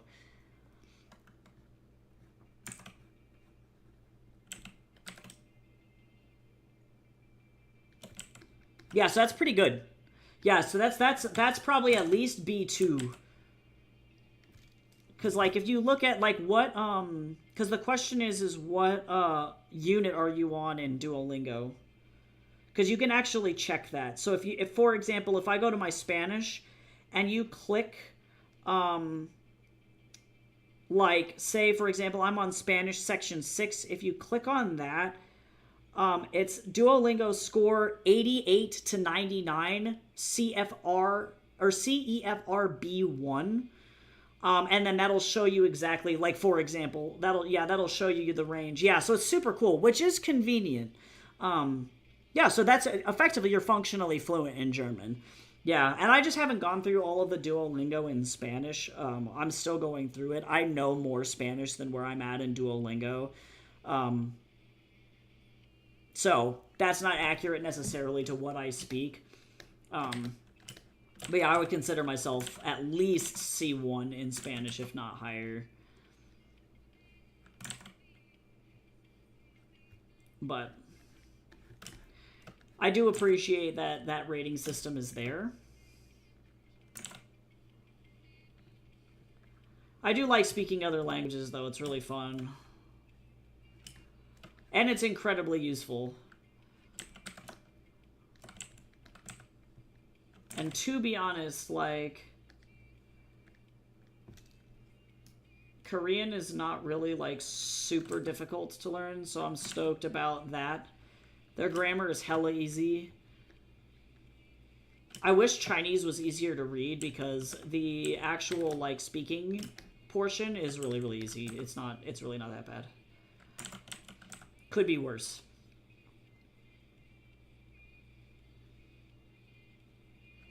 I don't know what I'm at Greek because I spoke Greek for about 15 seconds. They don't even have a rating for it. Yeah, the Greek one is massively underfunded, so I couldn't tell you. Probably I would put it at like A2 if I had to guess. It's like I'm slightly more conversational. I was able to order in Greek and not get lost and all of that other stuff. Yeah, same. I found that when I was in Greece, like it doesn't matter. All of a sudden your brain just like code switches and it's really easy to pick up if you're just like vibing. Yeah, totally. Yeah, if you can read or understand Italian, you probably can at the very base understand Spanish because that's my problem is that I speak Spanish so well that when I hear Italian, I can understand what's going on, but I couldn't reply back in like a spoken way. It's like really lame. Things are just spelled differently as well, so I couldn't write them, but I could probably sound them out. It's like the difference between an Italian K being CHE and then Spanish K being QUE. It's like they're effectively exactly the same. But because they're romantic languages, they're like French, Spanish, Italian, and Romanian are all connected in that way, which is super helpful. So if you ever wanted to learn Romanian, you could do that.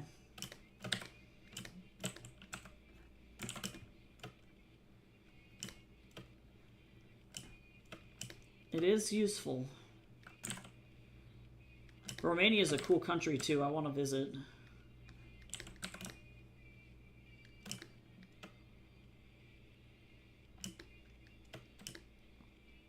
Beautiful place.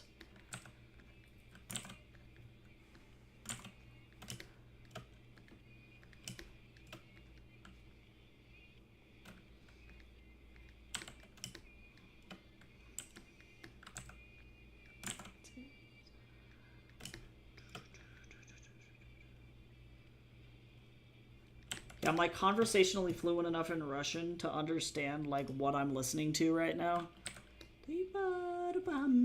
Yeah, so annoying. This is Goa, by the way. They were Eurovision Ukrainian finalists one year. If anybody wants to listen to these guys, they fucking rock.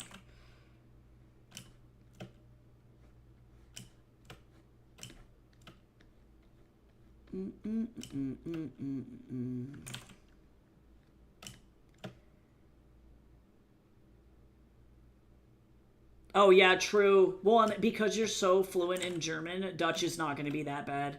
I feel like that's really the thing with languages. Like, I watch Shalma NYC a lot, and like, I'm constantly surprised at how similar certain languages are. So even if you don't know one, if you know something that's similar, like, you can just like go for it and figure it out, probably. Like, because German and Dutch are not the same, but like the grammar structure is similar. Some of the words probably are similar.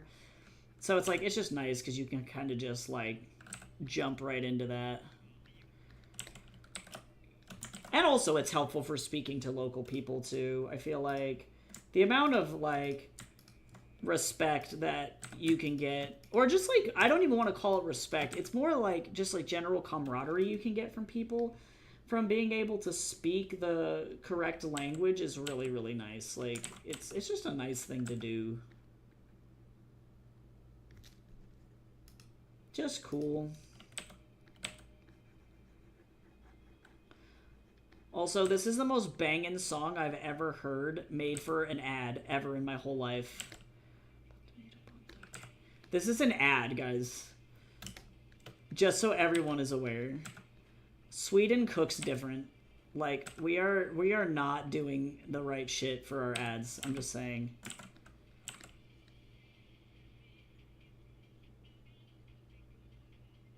Oh, everything is so similar. I mess up on words because they're the same, but different meanings of the word. Oh, I can see that being a problem.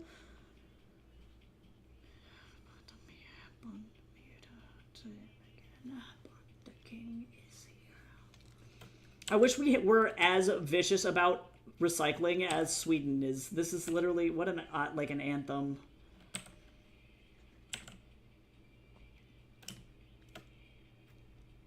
Like so iconic. The Ponta King. I actually really like E-Type's other music, but we've talked about that many a time on stream. I have an E-Type problem.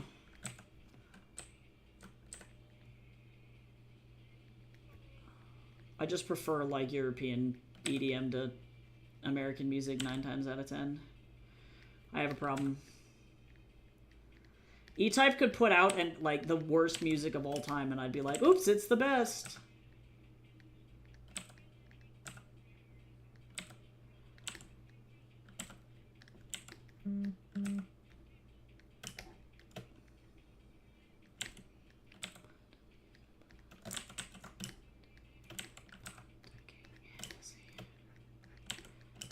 Okay, it's slowly happening.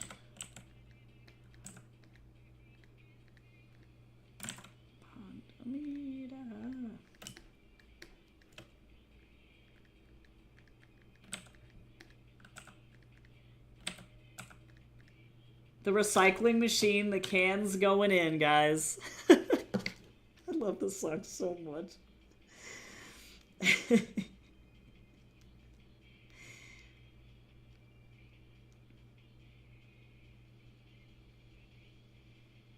Surprisingly, Korean, they don't have much for that course either in Duolingo. I'm sad. I just want to be able to learn to speak languages, you know what I'm saying?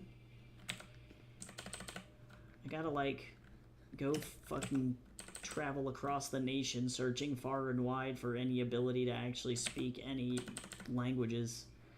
Out of the ocean. This was the best concert I've ever been to. I can say that with certainty, actually. Everything.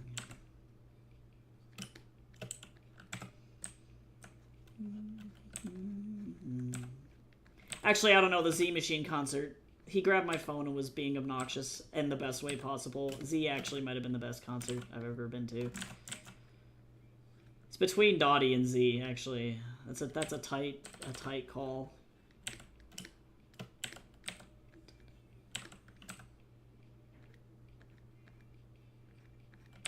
Game for anyone.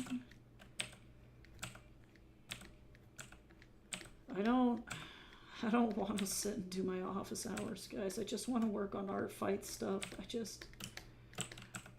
That's all I want. Also, that being said, it looks like I'll probably get started on yours today, Aqua, and then it'll have to be finished next time, too, next week. This Merman took a significant amount of time.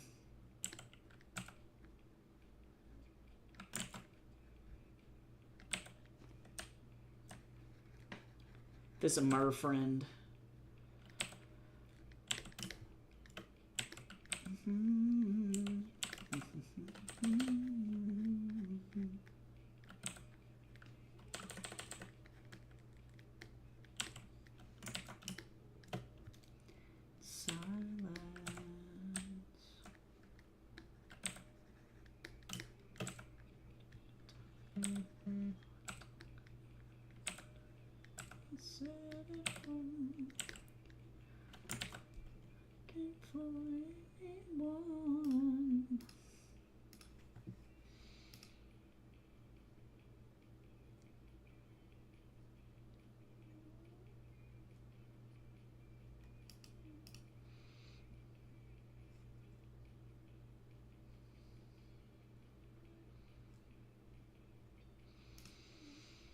I'm going to sleep forever.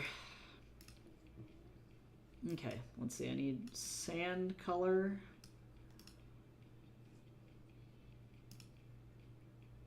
I think I'm actually going to move this man hello? Down. And then also, too, I'm going to need to do a color overlay.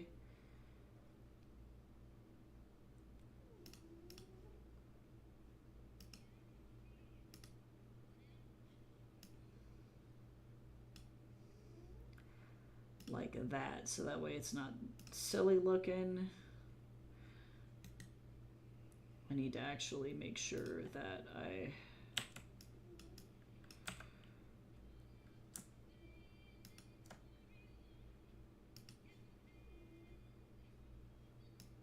cover all of my bases here.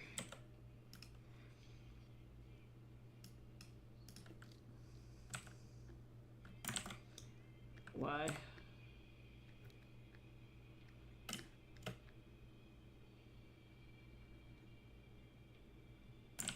Hello? I'm so lazy.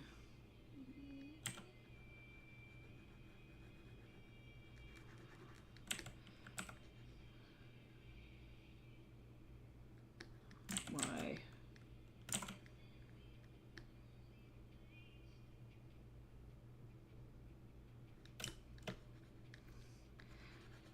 As much as I hate AI, I feel like I think about how all of the Vulcan kids in Star Trek are taught, where they effectively get to sit in those little cool pods, and then the AI will tell them if they're wrong or not. And I'm like, you know what? Maybe if the future could do that, that'd be pretty dope. That'd be very convenient for me. Get out of here.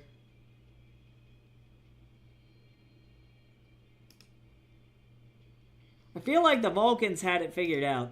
They really did. Actually, maybe not, though, because they run into the same problem that my Zomeranians run into in Fatal Mechanisms, which is that they are so focused on,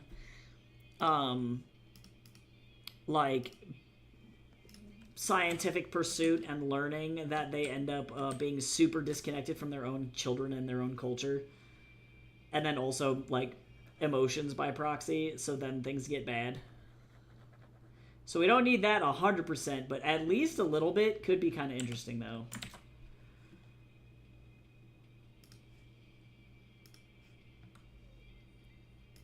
I'm not saying I'm super lazy. Nah, I think what's getting me is I have to, constantly make, 10-minute long videos for each student, typically. That's explains what they did wrong, what kinds of things they could improve, those kinds of things. And technically I'm not required to do that, but also too, if I was taking an art class, I don't want to receive a paragraph of feedback from my teacher. I'm probably going to need an audible explanation as to why I did certain things that were wrong and what I can do to improve them, so that way I can just do better. And so I know that that's what I would want to receive as a student. That's the quality of education that I expect. And so then that traps me in a place where I'm like, okay, well, I guess now I have to do that. Because for some assignments, the paragraph is fine. If I'm doing, a written assignment-based class, that's fine. That makes sense. But if I'm doing, an art-based class, no, that's, it doesn't work. It's just not acceptable.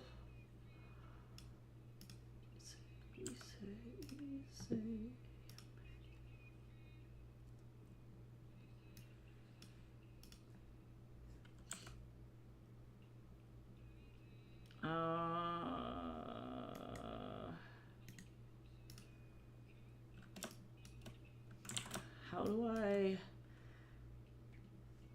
need another, I'm gonna do I'm just gonna do bars of implied content here.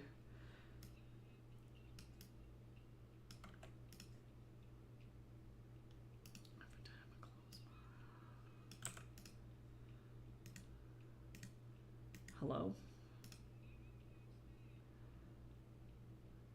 Sure.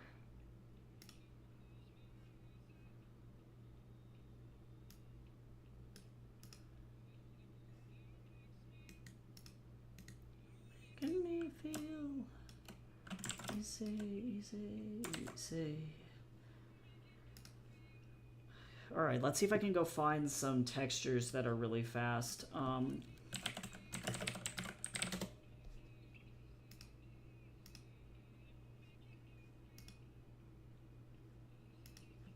Yeah, so I think that's what's making me tired, is that it's like I have to go and provide that level of feedback to every student. And it's like, sweet baby God.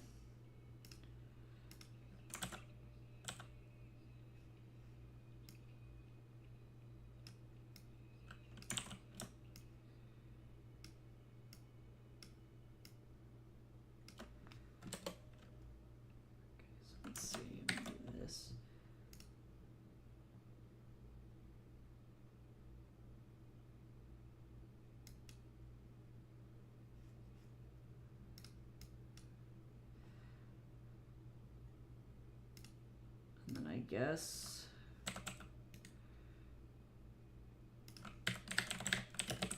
Also, water is rough. I have to make sure that I don't mess up this shoreline here. I can have just like a little bit of water. Yeah, hey, you gotta use those textures when you can. I definitely, like, I'm an animation, like, professor, and to be honest, photo bashing is a very, very, very common tool inside the animation and game art industries. But we're definitely fans of, like, work smarter, not harder here, for sure. Also, welcome in, Nadia. It's good to have you in the stream. Yeah, I always use public domain images, so that's, like, always very important. Like, try not to steal other people's photographs, but definitely for stuff like this, photo bashing is king. It's how, like, all the concept art for The Last of Us was made, actually. Was via photo bash. Not all of it, but a good chunk of it. And Uncharted as well.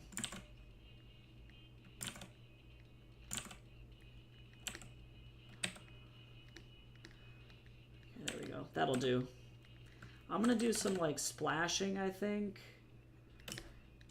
This is gonna probably get more points for being ultra complicated for this art fight, but I can't not have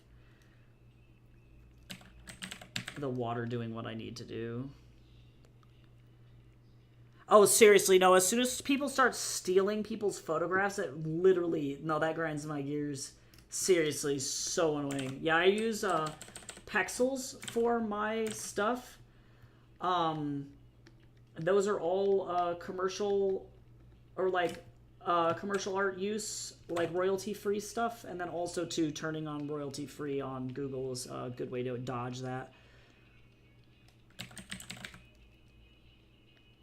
Because it can be, yeah, it's just super rude to have that be a rampant issue. Is really a bummer.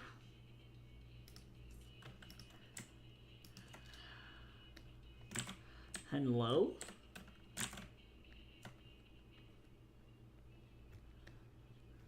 Go a little brighter.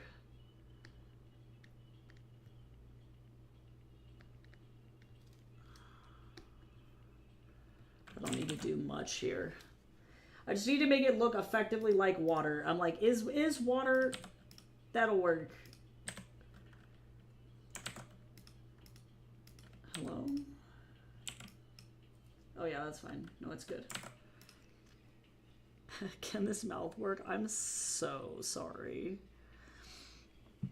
Using stock images for anatomy. Yeah, it's true. It's a useful tool. I had a teacher who... Effectively, one of the training exercises that we did for learning anatomy was to take very famous sculptures. I talk about this all the time in this stream because it's like it's a tool that I teach my students as well. You used images of famous sculptures, or like you're saying, like stock if you can find it, like that's commercial free, things like that, to help you effectively draft your poses, which can be really, really helpful. I don't know if I'm a fan of these clouds. Let me pick a different brush. I use like 3D models for mine, or I use like a posing software to help me get to the point where I need to move, so that way it's fast. But here we go. That's better. I need help. I'm so sorry. If you want to put it in the critique corner in the Discord, I can probably take a look at it later. But if you put that in the critique corner and ask for help, people will can help you out.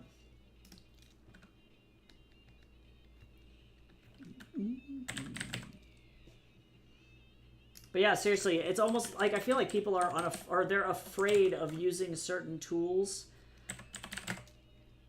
which is kind of a bummer. It's like, we have all of these beautiful tools for a reason. You should use them to feel comfortable making art. And it's not cheating. Like, I don't even know how to stress this to people. Like, it's definitely not cheating. Like, I don't like that either. Damn. I'm trying to find the right vibe of cloud. It's probably this one. Yeah. I'm just going to be really gentle because I don't want it to be super cloudy.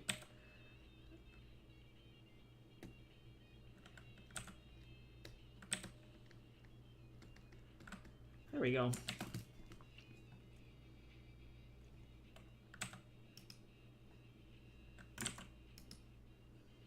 Yeah, nice. That's better. All right, let me get some, like, yellow. Yeah, seriously. No, I've had people come into my stream and effectively tell me that I'm, like, cheating, or it's like I'm, quote, weak for not being able to do certain things. And it's like, people don't understand. It's like, you should know how to do the things. So, like, I work traditionally all the time. For context, I'm an art professor. I teach art at a college. So, like, I have the ability to do a lot of things, but in this particular industry, speed is king. So if you can figure out how to do certain things fast, do it. Do it fast. And then also, too, what you don't realize is you're creating muscle memory in your brain every time you do certain things as well. So even if you are doing certain things like tracing over anatomy, you're helping your brain learn how to do those things in such a way that it's like your brain will remember how to do it next time, so you actually are stronger the next time you attempt something like that than you would be if you just did it like struggling effectively, which is not great. I don't do I want this heavy of a light source? I might not. Hello, can we?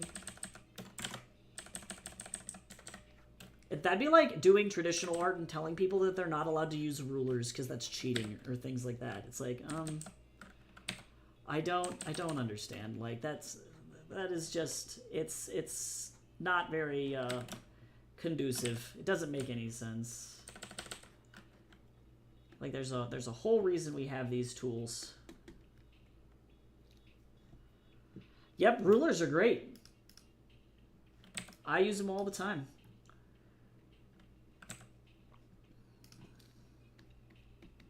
All right, I think that's pretty much it for this particular piece for Art Fight, which is good. I think it is very rare for people to actually be able to draw truly straight lines. Like, no matter what, it's going to have some kind of wobble or variation, and especially as you get older, you're going to end up running into a pretty common issue, which is that your hands start to shake. Like, that's just the way that it goes. I'm not a fan of how heavy this texture is. There we go, that's better.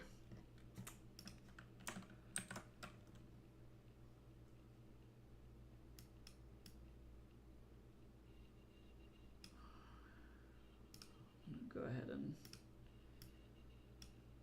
Here we go, better. All right. Not bad.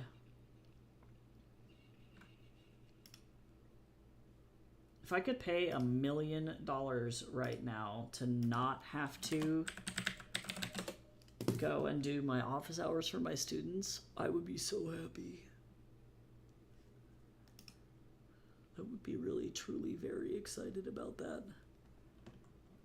I've seen some people who can draw some pretty damn straight lines. I've definitely either gone to school with those people or who I've had professors who can draw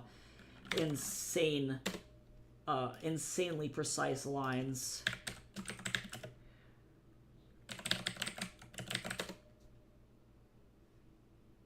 Nope. What is his name? Oh my god. What is his name? Not Hugh Thurlow. There.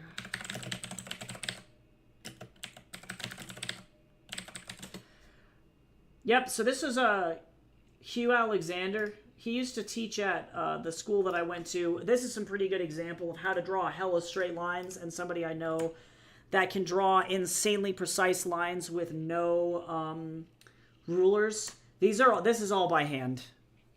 Like, this is probably one of the coolest teachers that I've ever had, but he's been doing illustrations for Ferrari for decades, and Formula One. But this is the guy that I learned to do that Yupo paper stuff from that we were talking about earlier. It's beautiful work. He's insanely talented. He's a very cool artist. He does some really, really amazing stuff. And he paints in acrylic too, like just all in all very cool. But a master artist, truly. And he was a super nice teacher too, so definitely gets an A+ for being like one of the nicest people I've ever worked with.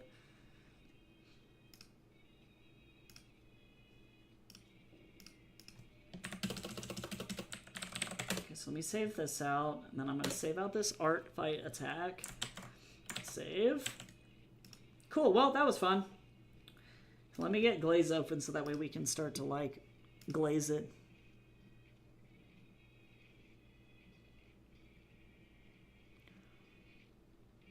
If it'll go.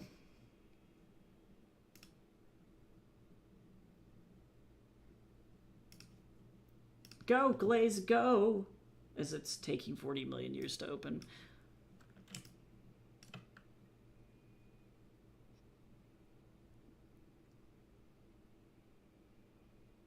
To the Detroit Lions. That's pretty intense.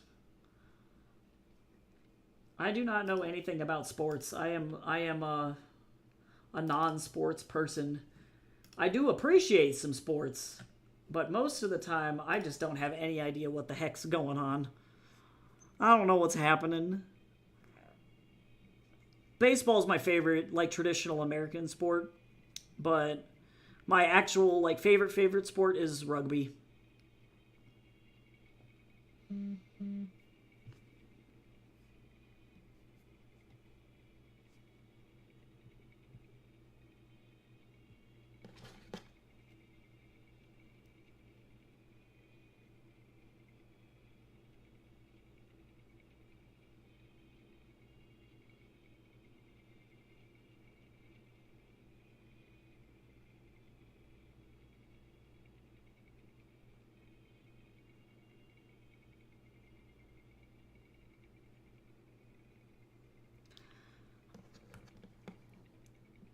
Oh, that's cool. Sports. That's just all I gotta say. It's sports. I know nothing. I know nothing.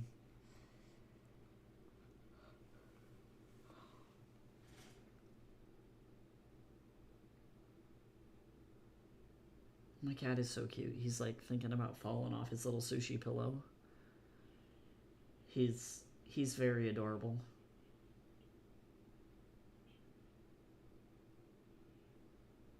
He's so silly Billy.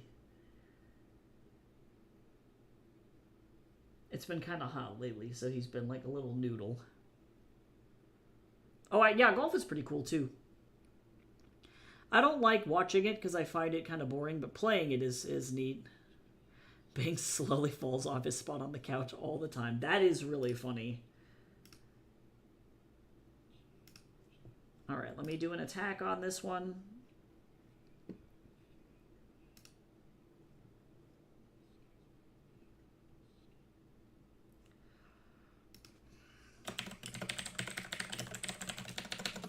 Okay, you get this mer person in here.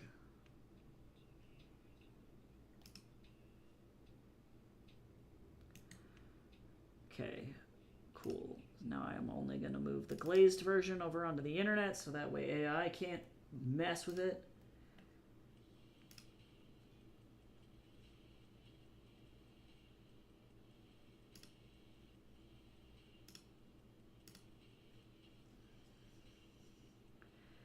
Drawing, it's clean, it's got flat color, minimal shading, props, scene elements, and polish. Go! Yay!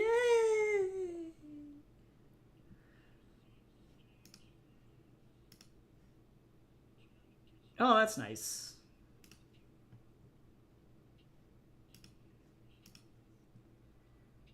Yes, let me actually go in to that because I don't think... Let me go ahead and remove this one. And then close. I'm going to close out of this here.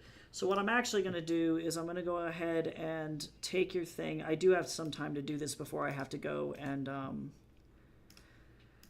do my office hours for my students. So if we're looking at this... A good thing to remember when you're working on mouths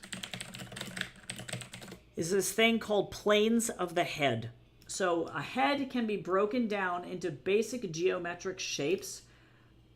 There's a billion different versions of this. But as soon as you start to think about your head as a sculpture and as effectively like basic geometric planes, that will help make the actual drawing process a little bit easier. I don't necessarily have like a planes of the head thing that I would recommend, although I do have to get you those drawing resource books that I said I would. So those will get probably sent to you there. This is pretty good for the lips. This is not a bad thing. And so this is where like tracing certain things could be kind of useful. So if you can download a sculpture that you really like and trace out these planes on it, that can kind of help you start to establish where those planes are. So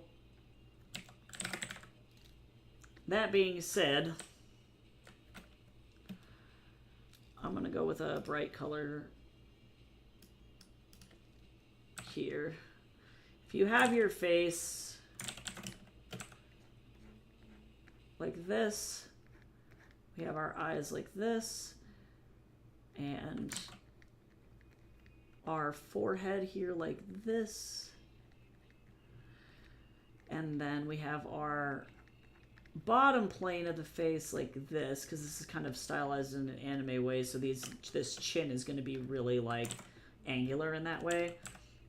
If we're working with basic geometry here, I can kind of go in and carve out where the geometry is for your artwork here. That being said, I'm going to keep reducing this down even more so that I can see underneath it. Might actually even go like this. With mouths,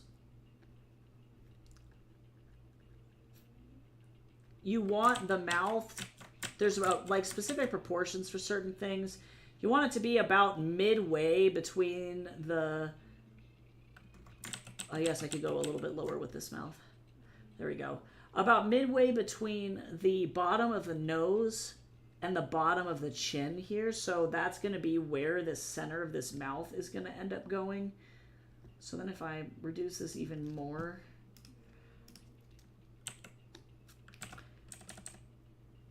and we have that planes of the face thing, a mouth is going to have this plane, which is kind of a trapezoid for a lip, but then it's also going to have another trapezoid for this other lip. And so this is going to look really silly, very duck lippy when you do it this way the first time. So don't judge it too bad. You'll refine it down as you go. And like, obviously, eventually you won't need to do this in this way. But for actual planes, this is kind of where you're going to want to break your geometry down. And then, yeah, you can connect this back like this. Like that. So then what we get, long story short, is once you have an idea of where the planes are going to go, what you can start to do is stylize them a little bit, because if you want her mouth to be open, the first thing that we need to do is to account for that actual space in the mouth, because jaws open in that way. So if we have the mouth open just a touch, just showing teeth, we don't even need anything crazy. We're going to have that plane, right? Because I can pull my plane up again, right? We're going to have the plane here that connects with the lip. This is going to be open a little bit. And then this is where the difference happens, because obviously my plane it's no longer lining up, but that's because the mouth is open. So I have to envision, where is that trapezoid for that bottom lip? Where am I connecting? Let me get this to be 100 here, because I need a flatter eraser. Where is the bottom of that trapezoid connecting? So that's going to be one plane for that lip. And then you can see I have my plane, my other plane for the top lip. So regardless, they end up kind of still forming that plane shape. And then you can go in and then carve out your stuff here. And so now, if there's certain things that you don't like about it, like the lips are too large for your style or things like that, that's where I would probably go in and go to, you know, like, I don't really like how large the plane was there, so I'm going to go in and just gently carve out these certain things. So that way, when I have this, you can also move it around too. So if you need to move it up, you can just slowly tweak and tweak and tweak.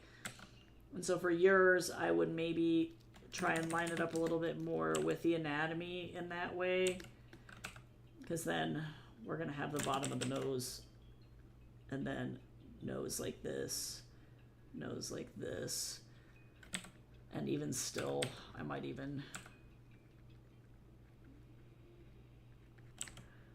do like that. And again, it really depends on your anatomy. I know for me, when I draw mouths, I'm going to go ahead and turn your drawing off underneath here and to turn this nose off. And let me just show you on a new layer. When I draw mouths, truly, I tend to really stylize my work. So I tend to have like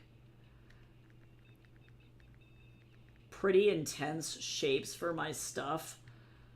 So it really is kind of up to you, but mastering that plane, the planes of the face, is going to help you create stuff that looks not only anatomically correct, but also will fit on the face. So it depends on the angle of the face, and it depends on a couple of other factors. But you can see how, like, for mine, let me move this like that. So it's kind of sort of the same angle that you had for yours as well. So yeah, if that makes sense. But yeah, angles of the face, put the planes on the face, make sure that your anatomy is okay.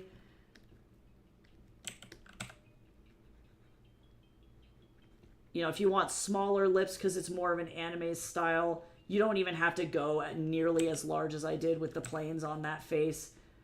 You know, it really depends on how cutesy of a character you want, right? Because smaller lips are going to make the character look a little bit more feminine, like, so you can see how you can kind of control that stuff.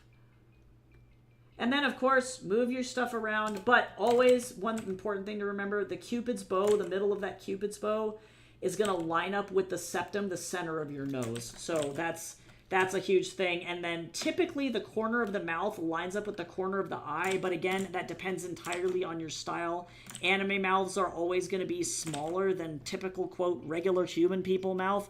So, even if you were to move, like, I would probably, if you want to keep this scale on your eye, just, like, move it over just, like, a little bit.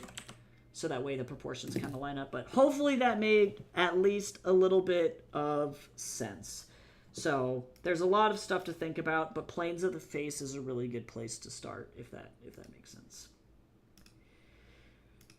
But I'm going to go cry now. I'm going to go clock into my student office hours and things like that. So I will be back to work on your art fight attack on Monday, Aqua. So sorry this took a lot longer than I thought it was going to. I will do that next art fight on Monday when I get back. And thanks for being so awesome, everyone. I loved seeing everybody today.